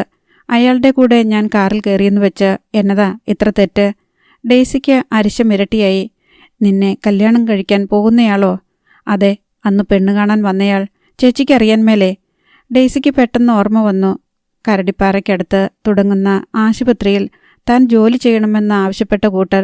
എന്തായിരുന്നു ആ പയ്യന്റെ പേരെന്ന് അവൾക്ക് ഓർമ്മ വന്നില്ല. അയാളുടെ മുഖവും. പെണ്ണു കാണാൻ വന്നെന്നല്ലേയുള്ളൂ, ഉറപ്പിച്ചില്ലല്ലോ. ഉറപ്പിക്കാത്തത് ആരുടെ കുറ്റമാ? ജാസ്മിൻ പോരിനു വരുന്നത് പോലെ ഡെയ്സിയെ നോക്കി. ചേച്ചി ഒരു വാക്ക് പറഞ്ഞിരുന്നേൽ അത് അന്നേ ഉറപ്പിച്ചേനെ. അപ്പോൾ ചേച്ചി സമ്മതിച്ചില്ല. ചേച്ചിക്ക് ചേച്ചിയുടെ കാര്യമാ വലുത്. എനിക്കും ഒരു കര പിടിക്കണമല്ലോ. അവൾ ഒന്ന് നിർത്തി. അലക്സിന് എന്നെ ഇഷ്ടമാ. വീട്ടുകാർ സമ്മതിച്ചില്ലേലും കല്യാണം കഴിക്കുമെന്ന് പറഞ്ഞിട്ടുണ്ട്. ഡെയ്സിക്ക് അവളുടെ മുഖത്തേക്ക് നോക്കി നിൽക്കെ തളർച്ച തോന്നി. അന്ന് പെണ്ണു കാണാൻ വന്നപ്പോൾ അയാളുടെ മുഖത്ത് തങ്ങളുടെ വീട് കണ്ടിട്ടുണ്ടായ പുച്ഛം എന്തുകൊണ്ടോ ഡെയ്സി മറന്നിരുന്നില്ല. ലക്ഷങ്ങളുടെ കണക്കും മാരുതി സെൻ കാറും വേണമെന്ന് പറഞ്ഞവർ. ഒരു വാക്ക് ഉരിയാടാതെ കാരണവന്മാർ പറയുന്നത് കേട്ടിരുന്ന ചെറുപ്പക്കാരൻ. എല്ലാവരെയും എതിർത്ത് അയാൾ ഈ പെണ്ണിനെ കല്യാണം കഴിക്കുമോ? ഡെയ്സിക്ക് കോപം വന്നു. വല്ലാത്തൊരു നിസ്സഹായതയും സങ്കടവും. എൻ്റെ മോളെ, നീ ഇങ്ങനെ പൊട്ടിയാകല്ലേ? ഡെയ്സി വാർന്നുപോയ ശക്തി സംഭരിച്ചു പറഞ്ഞു. അവന് അത്രയ്ക്കിഷ്ടമാണെങ്കിൽ അന്ന് കല്യാണം ഉറപ്പിച്ചേനെ. അതിനു പകരം അവർ നമ്മളോട് കണക്ക് പറയുകയല്ലേ ചെയ്തത്. ഞാൻ അവരുടെ ആശുപത്രിയിൽ ചെല്ലണമെന്നും പറഞ്ഞ്. വെറുതെ അല്ലല്ലോ. ചേച്ചിക്ക് കുടുംബസ്നേഹമില്ലെന്ന് അലക്സിന് മനസ്സിലായി. അതുകൊണ്ട് എന്നോട് കുറച്ച് സഹതാപം തോന്നി, അത്രയുള്ളൂ. ഡെയ്സിയുടെ കണ്ണുകൾ നിറഞ്ഞു. നീ നമ്മുടെ കുടുംബത്തെക്കുറിച്ച് ഓർത്തില്ലല്ലോ. ഓ, കുടുംബത്തെക്കുറിച്ച് ഓർത്തോണ്ടിരുന്നാൽ എൻ്റെ ജീവിതം തീരും. എന്നാത്തിനാ ഓർക്കുന്നത്? കുടുംബത്തെക്കുറിച്ച് ചേച്ചി ഓർത്തായിരുന്നോ? ഇക്കണ്ട മനുഷ്യരുടെയൊക്കെ മുന്നിൽ ഞങ്ങളെ ചെളിവാരി എറിഞ്ഞില്ലേ ചേച്ചി? ആകെ ഉണ്ടായിരുന്നത് കുറച്ച് അഭിമാനമാ. അതും തീർത്തില്ലേ? ഡെയ്സിക്ക് നാവിറങ്ങിപ്പോയി. ചേച്ചിയോട് എനിക്കൊരപേക്ഷയേ ഉള്ളൂ, ജാസ്മിൻ ശൗര്യത്തോടെ പറഞ്ഞു. ദയവ് ചെയ്ത് എൻ്റെ കാര്യത്തിൽ ഇടപെടരുത്. ഞാൻ എന്തെങ്കിലും ചെയ്തോളാം. അവൾ വാശിയോടെ മുന്നോട്ട് നടന്നു. എൻ്റെ ജാസി, നീ ഇങ്ങനെ മണ്ടിയാകല്ലേ? ഡെയ്സി കിതപ്പോടെ പറഞ്ഞു. അയാളെ വിശ്വസിക്കാൻ പറ്റുമെന്ന് തോന്നുന്നില്ല. വെറുതെ ജീവിതം കളയല്ലേ. നമ്മൾ ക്രിസ്ത്യാനികളല്ലേ? ദൈവഭയത്തോടെ ജീവിക്കണം. നീ ഇങ്ങനെയൊരു ബന്ധത്തിൽ ചെന്ന് ചാടിയാൽ എനിക്കെങ്ങനെ സഹിക്കാൻ പറ്റും? ജാസ്മിൻ്റെ ചുണ്ടുകളിൽ ഒരു ചിരി വിടർന്നു. അലക്സ് പറഞ്ഞത് ശരിയാ. എന്ത്? ഡെയ്സിയുടെ നെറ്റി ചുളിഞ്ഞു. എൻ്റെ കല്യാണം നടക്കാൻ ചേച്ചി സമ്മതിക്കുകയല്ലെന്ന്. ഡെയ്സിക്ക് മനസ്സിലായില്ല. ജാസ്മിൻ ക്രൂരമായി തുടർന്നു. കെട്ടുപ്രായം കഴിഞ്ഞിട്ടും കല്യാണം നടക്കാത്തതുകൊണ്ട് ചേച്ചിക്ക് വേറാരും സന്തോഷിക്കുന്നത് ഇഷ്ടമല്ലെന്ന്. ഡെയ്സിക്ക് മുഖമടച്ച് ഒരടി കിട്ടിയതുപോലെ തോന്നി. ഒരു മറുപടി കൊടുക്കാൻ അവസരം കിട്ടും മുൻപേ ജാസ്മിൻ ചാടിത്തുള്ളി അവളെ കടന്നുപോയി. വിജനമായ വഴിയിൽ ഡെയ്സി തനിച്ചായി. തണുത്ത കാറ്റിൽ കാതുകൾ രണ്ടും കൊട്ടിയടച്ചതുപോലെ തോന്നി. ഒന്നും കേൾക്കാനില്ല. ജാസിയുടെ ശബ്ദം മാത്രം. ചേച്ചിക്ക് ചേച്ചിയുടെ കാര്യമാ വലുത്. ചേച്ചിക്ക് കുടുംബസ്നേഹമില്ലെന്ന് അലക്സിന് മനസ്സിലായി. കുടുംബത്തെക്കുറിച്ച് ചേച്ചി ഓർത്തായിരുന്നോ? ഇക്കണ്ടം മനുഷ്യരുടെയൊക്കെ മുന്നിൽ ഞങ്ങളെ ചെളിവാരി എറിഞ്ഞില്ലേ ചേച്ചി? ആകെയുണ്ടായിരുന്നത് കുറച്ച് അഭിമാനമാ. അതും തീർത്തില്ലേ? കെട്ടുപ്രായം കഴിഞ്ഞിട്ടും കല്യാണം നടക്കാത്തതുകൊണ്ട് ചേച്ചിക്ക് വേറാരും സന്തോഷിക്കുന്നത് ഇഷ്ടമല്ലെന്ന്. കഴിഞ്ഞ വർഷം പാറശാലയിൽ ജോലി ചെയ്യുമ്പോൾ ജാസിക്ക് കോളേജ് ഡേക്ക് സാരി വാങ്ങാൻ കടം വാങ്ങിയ കഥ ഡെയ്സി ഓർത്തു. പണം തികയില്ലായിരുന്നു. ശമ്പളം കിട്ടിയതൊക്കെ തീർന്നു കഴിഞ്ഞിരുന്നു. ഒടുവിൽ ഹെഡ് നേഴ്സ് ശാരദാമ്മയുടെ കയ്യിൽ നിന്നാണ് വാങ്ങിയത്. എൻ്റെ ഡോക്ടറെ, ഇങ്ങനെ പാവമാകല്ലേ. ഇളയവരെ നോക്കിക്കൊണ്ടിരുന്നാൽ അവസാനം മോന്തയ്ക്ക് തൊഴി മാത്രമേ കിട്ടൂ. ഇളയവരല്ലേ ശാരദേച്ചി, അതും ഒരു സുഖമാ. ഡെയ്സി പറഞ്ഞിരുന്നു. ഇന്ന് ഇളയവരുടെ തൊഴിയുടെ സുഖം ഡെയ്സി തിരിച്ചറിഞ്ഞു. മഴയ്ക്ക് ശക്തി കൂടുകയായിരുന്നു. ഡെയ്സിയുടെ കൈയിടറി.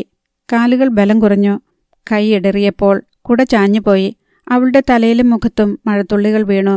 ചൂടുകണ്ണീരിൻ്റെ കൂടെ തണുത്ത മഴത്തുള്ളികൾ കവിളിലൂടെ ഒഴുകി. അവൾ മുന്നോട്ട് തന്നെ നടക്കാൻ ശ്രമിച്ചു. അറിയാതെ തിരിഞ്ഞു നോക്കി. വളവിനപ്പുറത്ത് മഴയിലൂടെ ജാസ്മിൻ ഓടി അകലുന്നു. അവളുടെ കയ്യിൽ കുടയില്ലെന്ന് അപ്പോഴാണ് ഡെയ്സി ഓർത്തത്. മഴ ശക്തി കൂടുകയാണ്. വീട്ടിലെത്തുമ്പോഴേക്കും നനഞ്ഞു കുതിരും, പനി പിടിക്കും. തൻ്റെ കുട കൊടുത്തുവിടാമായിരുന്നെന്ന് അവൾ ഓർത്തു. പാവം ജാസ്മിൻ. പറഞ്ഞത് ശരിയാണ്. ചേച്ചിക്ക് അവരെപ്പറ്റി വിചാരമില്ല. കണ്ണു തുടച്ച് ഡെയ്സി മഴയിലൂടെ മുന്നോട്ട് നടന്നു. പഴയതുപോലെ തനിയെ, കൂടുതൽ തനിയെ. ഒരു സ്ഫോടനം പോലെയായിരുന്നു ആ വാർത്ത. കേരളദേശം പത്രത്തിൽ മുസ്ലിം വൃദ്ധയുടെ മരണത്തിന് പിന്നിൽ ദുരൂഹത. തീവ്രവാദി ബന്ധം സംശയിക്കുന്നു. 2-3 ദിവസങ്ങൾക്ക് ശേഷം പള്ളിയിൽ നിന്ന് പുറത്തിറങ്ങുമ്പോൾ ഫാദർ ഫ്രാൻസിസ് ആണ് ഡെയ്സിയെ വാർത്ത കാണിച്ചത്. ജയദേവൻ എന്ന പേരും താഴെ കണ്ടു. ഇത് നിസ്സാരമല്ലല്ലോ കൊച്ചെ. നമ്മുടെയൊക്കെ മൂക്കിൻ്റെ കീഴിൽ ഇങ്ങനെയൊരു കാര്യമെന്ന് പറയുമ്പോൾ. ഡെയ്സി കാര്യമായൊന്നും മനസ്സിലാകാതെ ആ വാർത്ത വെറുതെ വായിച്ചു. ബീബാത്തുമ്മയുടെ മകൻ രാജ്യാന്തര തലത്തിൽ അന്വേഷിക്കപ്പെടുന്ന തീവ്രവാദിയാണത്രേ. മുംബൈയിൽ വെച്ച് മകൻ നടത്താനിരുന്ന ഒരു ആക്രമണത്തെക്കുറിച്ച് പോലീസിന് വിവരം കൊടുത്തതോടെ മകൻ്റെ ശത്രുവായി. മകനെ ഭയന്ന് മംഗലാപുരത്തെ സ്വത്തുക്കളൊക്കെ ഉപേക്ഷിച്ച് അവർ ഇടുക്കിയിലെത്തുകയായിരുന്നു. ബീബാത്തുമ്മയുടെ സ്വത്തുവിവരങ്ങൾ വായിച്ചപ്പോൾ ഡെയ്സിയുടെ കണ്ണു തള്ളി. കോഴിക്കോട്ടും മംഗലാപുരത്തും ബാംഗ്ലൂരിലും മരിച്ചുപോയ ഭർത്താവ് സമ്പാദിച്ച ബംഗ്ലാവുകൾ, എസ്റ്റേറ്റ്, ആകെയുള്ളത് 2 മക്കൾ. മൂത്തയാൾ സൈനു എന്ന സൈനുദ്ദീൻ, പിന്നെ സൈറ. ബീബാത്തുമ്മ ഒളിവിൽ താമസിച്ച കുടിലിൻ്റെ ചിത്രവും പത്രത്തിലുണ്ടായിരുന്നു. കുടിൽ കുഴിച്ച് പരിശോധിച്ചതും. ഡെയ്സി കൂടുതൽ വായിക്കാൻ കഴിയാതെ പത്രം മടക്കി. അവൾ ഫ്രാൻസിസ് അച്ഛനെ ദൈന്യതയോടെ നോക്കി. എനിക്ക് വിശ്വസിക്കാൻ കഴിയുന്നില്ല ഫാദർ. പാവം, ഭക്ഷണം പോലുമില്ലാതെ ആ സ്ത്രീ ഇവിടെ കിടന്ന് കഷ്ടപ്പെട്ടത്. ഫാദർ കുരിശു വരച്ചു. ദൈവഹിതം ആരറിയുന്നു ഡെയ്സി? ദൈവം അവൻ്റെ തീരുമാനങ്ങളെ എങ്ങനെയാണ് നടപ്പാക്കുന്നത് എന്ന് മനുഷ്യരായ നമുക്കെങ്ങനെ അറിയാൻ കഴിയും? നീ ഒരു നിമിത്തമായി. അവർക്ക് വേണ്ടി ചെയ്യാൻ കഴിയുന്നതെല്ലാം നീ ചെയ്തു കൊടുത്തല്ലോ. അങ്ങനെ സമാധാനിക്ക്.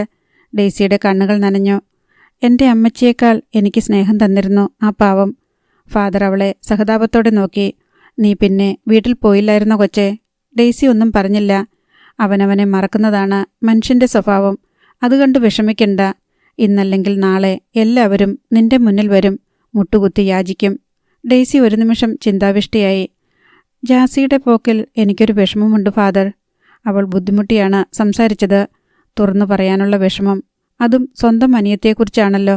പക്ഷെ പറയാതിരിക്കാനും വിഷമം. അവൾ പോകുന്നത് അപകടത്തിലേക്കാണെന്ന് മനസ്സ് പറയുന്നു. നീ എന്താണെന്ന് വെച്ചാൽ പറ മോളെ. നമ്മളാൽ കഴിയുന്നത് നമുക്ക് ചെയ്യാം. ഡെയ്സി ലേശം ജാള്യത്തോടെയാണ് സംസാരിച്ചത്. അന്ന് കല്യാണം ആലോചിച്ചു വന്ന ചെറുക്കനുമായി അവൾ അടുപ്പത്തിലാണെന്ന് തോന്നുന്നു. കണ്ടിടത്തോളം അവർ കഴുത്തറപ്പൻ സ്വഭാവക്കാരാണ്. പണം മാത്രമേ നോട്ടമുള്ളൂ. അവസാനം അവൾക്കൊരു വിഷമമുണ്ടായാലോ എന്നൊരു പേടി. ഫാദറിന് ഡെയ്സി ഉദ്ദേശിക്കുന്നത് പെട്ടെന്ന് മനസ്സിലായി. ഞാനത് നിന്നോട് ചോദിക്കാനിരിക്കുകയായിരുന്നു. 2-3 ദിവസം മുൻപ് ഞാൻ മൂവാറ്റുപുഴയിൽ വെച്ച് ജാസ്മിനെ കണ്ടിരുന്നു. ചോദിച്ചിട്ട് അങ്ങനെ ക്ലിയറായിട്ട് ഒരു ഉത്തരം പറഞ്ഞില്ല. അവളുടെ കൂടെ വേറൊരുത്തനെ ഞാൻ കണ്ടു. പക്ഷേ മാറിക്കളഞ്ഞു. ഫാദർ ഒന്ന് നെടുവേർപ്പെട്ടു. കർത്താവ് നല്ല ബുദ്ധി കാണിച്ചു കൊടുക്കട്ടെ. ഞാൻ വേണമെങ്കിൽ വറീച്ചനോട് ഒന്ന് സംസാരിക്കാം. അയ്യോ വേണ്ട ഫാദർ, ഡെയ്സി വിഹുലതയോടെ പറഞ്ഞു. എങ്കിലിനി അത് നാട് മുഴുവൻ അറിയും. മാത്രമല്ല ആ പെണ്ണിനെ എടുത്തിട്ട് തല്ലിക്കൊല്ലുകയും ചെയ്യും. എന്നാൽ പിന്നെ ഞാൻ ജാസ്മിനോട് സംസാരിക്കാം. അത് നല്ല കാര്യമാണെന്ന് ഡെയ്സിക്ക് തോന്നി. ക്വാർട്ടേഴ്സിൽ അന്ന് ഡെയ്സിയെ കാണാൻ 4-5 രോഗികളെത്തി. ഡോക്ടർ എന്തിനാ ആശുപത്രിയിൽ പോകുന്നത്? ഇവിടെ ഒരു ചെറിയ ക്ലിനിക്കിട്. ഞങ്ങളെല്ലാം പിന്നെ ഇങ്ങോട്ടേ വരൂ. ചെല്ലപ്പൻ എന്ന കൂലിപ്പണിക്കാരൻ പറഞ്ഞു. ഡെയ്സി ചിരിച്ചു. ഇത് സർക്കാർ വക ക്വാർട്ടേഴ്സല്ലേ? ഇവിടെ ക്ലിനിക്കിട്ടാൽ ഞാൻ ജയിലിൽ പോകും. അല്ലെങ്കിൽ തന്നെ ഇഷ്ടംപോലെ കേസുകളുണ്ട് ഇപ്പോൾ. ഓ പിന്നെ, എന്നാൽ ഞങ്ങൾ സ്ഥലം തരാം. അവിടെ ഒരു ക്ലിനിക്കിട്. ആലോചിക്കാം. ഉച്ചയ്ക്ക് ഊണ് ഡെയ്സിയാണ് ഉണ്ടാക്കിയത്. കറികളൊന്നുമില്ല. ചോറ്, തൈര്, തോരൻ, കുറച്ച് അച്ചാർ. ഭക്ഷണം കഴിക്കാനിരിക്കുമ്പോൾ ഡെയ്സിക്ക് ആദ്യം അമ്മച്ചിയെ ഓർമ്മ വന്നു. ഇപ്പോൾ വീട്ടിലായിരുന്നെങ്കിൽ. അത് കഴിഞ്ഞപ്പോൾ ആശുപത്രിയിലെ ഉച്ചയൂണ് ഓർത്തു. മുന്നിലെ വാഗമരത്തിന് കീഴിലുള്ള ചെറിയ ഹോട്ടലിൽ നിന്നാണ് ഉച്ചയൂണ് കൊണ്ടുവരുന്നത്. 3-4 കൂട്ടം കറികളുണ്ടാകും. ബീപാത്തുമ്മയ്ക്കും സൈറയ്ക്കും ഡെയ്സി ഉച്ചയൂണ് വാങ്ങിക്കൊടുത്തിരുന്നു. ഉച്ചയ്ക്ക് വാങ്ങുന്ന ചോറിൽ പകുതി ബീപാത്തുമ്മ മാറ്റിവെക്കും രാത്രിയിലേക്ക്. മംഗലാപുരത്ത് എസ്റ്റേറ്റും ബംഗ്ലാവുമുള്ള ഒരു സ്ത്രീയെന്ന് അവരെക്കുറിച്ച് ചിന്തിക്കാൻ അവൾക്ക് പിന്നെയും പ്രയാസം തോന്നി. അപ്പോൾ എന്തുകൊണ്ടോ ജയദേവനെ ഓർത്തു. അന്വേഷിച്ച് കണ്ടെത്തിയല്ലോ. യാത്ര പറയാതെ ഓടിപ്പാഞ്ഞത് ഈ വാർത്ത കൊടുക്കാനായിരുന്നോ? ഡേസിക്ക് ആലോചിച്ചപ്പോൾ ഒരു വാത്സല്യം തോന്നി. ഇഷ്ടപ്പെട്ട കളിപ്പാട്ടം കിട്ടിയപ്പോൾ ഓടിപ്പോയ ഒരു കുട്ടിയെപ്പോലെ ആ കടലാസുമായി. ഒരുപക്ഷേ ജോലിയോട് അത്രയേറെ ഇഷ്ടമുണ്ടായിരിക്കും ആ മനുഷ്യന്. തനിക്കുള്ളതുപോലെ അവൾ പതിയെ ഭക്ഷണം കഴിച്ചു. അപ്പോൾ പുറത്തൊരു ബൈക്കിൻ്റെ ശബ്ദം കേട്ടു. ഡേസി ഞെട്ടലോടെ ചാടി എഴുന്നേറ്റ് പുറത്തേക്ക് നോക്കി. അത് ജയദേവനായിരുന്നു. ബൈക്ക് നിർത്തി ഹെൽമറ്റ് എടുത്ത് മുടി കോതിയൊതുക്കി അയാൾ ചുറുചുറുക്കോടെ വരാന്തയിലേക്ക് കയറുന്നത് ജനാലയിലൂടെ കണ്ടപ്പോൾ ഡേസിയുടെ മുഖം ചുവക്കുകയും നെഞ്ചിടിക്കുകയും ചെയ്തു. തനിക്ക് അപ്പോൾ പ്രായം 30 അവൾ മറന്നുപോയി. 17, കൃത്യം 17. ഇഷ്ടപ്പെടുന്ന ചെറുപ്പക്കാരനെ കാണുമ്പോൾ നെഞ്ചിടിക്കുന്ന 17. ഡേസി വിറച്ചു. എച്ചിൽ കൈ മറച്ചു പിടിച്ച് വാതിൽ തുറക്കുമ്പോൾ മുന്നിൽ ജയദേവൻ നിന്ന് ചിരിച്ചു. ഡോക്ടർ ഉണ്ടല്ലോ അല്ലേ? ഞാനൊന്ന് സംശയിച്ചു. ഇതുവഴി പോയപ്പോൾ ഒന്ന് നോക്കാമെന്ന് കരുതി. അന്ന് യാത്ര പറയാതെ പോയതിന് ഒരു സോറിയും പറയാനുണ്ട്. ഡേസിക്ക് അയാളെ അഭിമുഖീകരിക്കാൻ പ്രയാസമുണ്ടായിരുന്നു. സാരമില്ല, അവൾ ചമ്മൽ മറിച്ചുകൊണ്ട് പെട്ടെന്ന് പറഞ്ഞു. ഞാൻ ഭക്ഷണം കഴിക്കുകയായിരുന്നു. ഉവ്വോ, ജയദേവൻ ചിരിച്ചു. എന്നാൽ ഈ അഭയാർത്ഥിക്കും കൂടി കുറച്ച് ഭക്ഷണം തരാം. അന്നത്തെ ചായയ്ക്ക് പകരം ഇന്ന് ഊണ്. അയ്യോ, കറികൾ. ഡോക്ടർ കഴിക്കുന്നതൊക്കെ മതി. രുചിയില്ലെങ്കിലും പോഷകഗുണം കാണുമല്ലോ. അയാൾ ചിരിച്ചു. ഡേസിയും ചിരിച്ചു. അവൾ രാത്രിയിലേക്ക് മാറ്റിവെച്ച ചോറ് അയാൾക്കായി വിളമ്പി. ചോറ് വിളമ്പുമ്പോൾ കൈ വിറയ്ക്കുകയും നെഞ്ചിടിക്കുകയും ചെയ്തു. ജയദേവൻ കൈ കഴുകി ഉണ്ണാനിരുന്നു. കൊള്ളാം. ചോറ്, തൈര്, തോരൻ, അച്ചാർ. ജയദേവൻ ഡേസിയെ സൗഹൃദത്തോടെ നോക്കി. ഡോക്ടർ രാത്രിയിലേക്ക് കൂടി ഉണ്ടാക്കിയ ചോറായിരിക്കും അല്ലേ? ഇനിയിപ്പോൾ പാടായി. രണ്ടാമതും കുക്ക് ചെയ്യണം. അത്രയുമൊക്കെ താൻ പറയാതെ ജയദേവൻ മനസ്സിലാക്കിയതിൽ ഡേസിക്ക് സന്തോഷം തോന്നി. അത്രയുമേ മനസ്സിലാക്കിയുള്ളൂ എന്നതിൽ നിരാശയും. രാത്രിയിലേക്ക് മാറ്റിവെച്ച ചോറ് മാത്രമേ അയാൾ കാണുന്നുള്ളൂ. അതോടൊപ്പം വിളമ്പിയ മറ്റൊന്ന് കാണുന്നില്ല. ജീവിതത്തിൽ ഇതുവരെ മാറ്റിവെച്ച. ഡേസിക്ക് അത് ചിന്തിക്കാൻ ധൈര്യം വന്നില്ല. ജയദേവൻ ചോറ് നിന്നത് നോക്കി അവൾ നിന്നു. ഡേസിക്ക് പിന്നെയും ശരീരം വിറച്ചു, നെഞ്ചിടിച്ചു. ഇതെന്തു തരം രോഗമായിരിക്കും? ഒരാളെ കാണുമ്പോൾ രക്തം ഹൃദയത്തിലേക്ക് അതിവേഗം ഇരമ്പിക്കയറുന്ന ഈ വിചിത്ര രോഗം. അടുത്ത ഭാഗം നാളെ.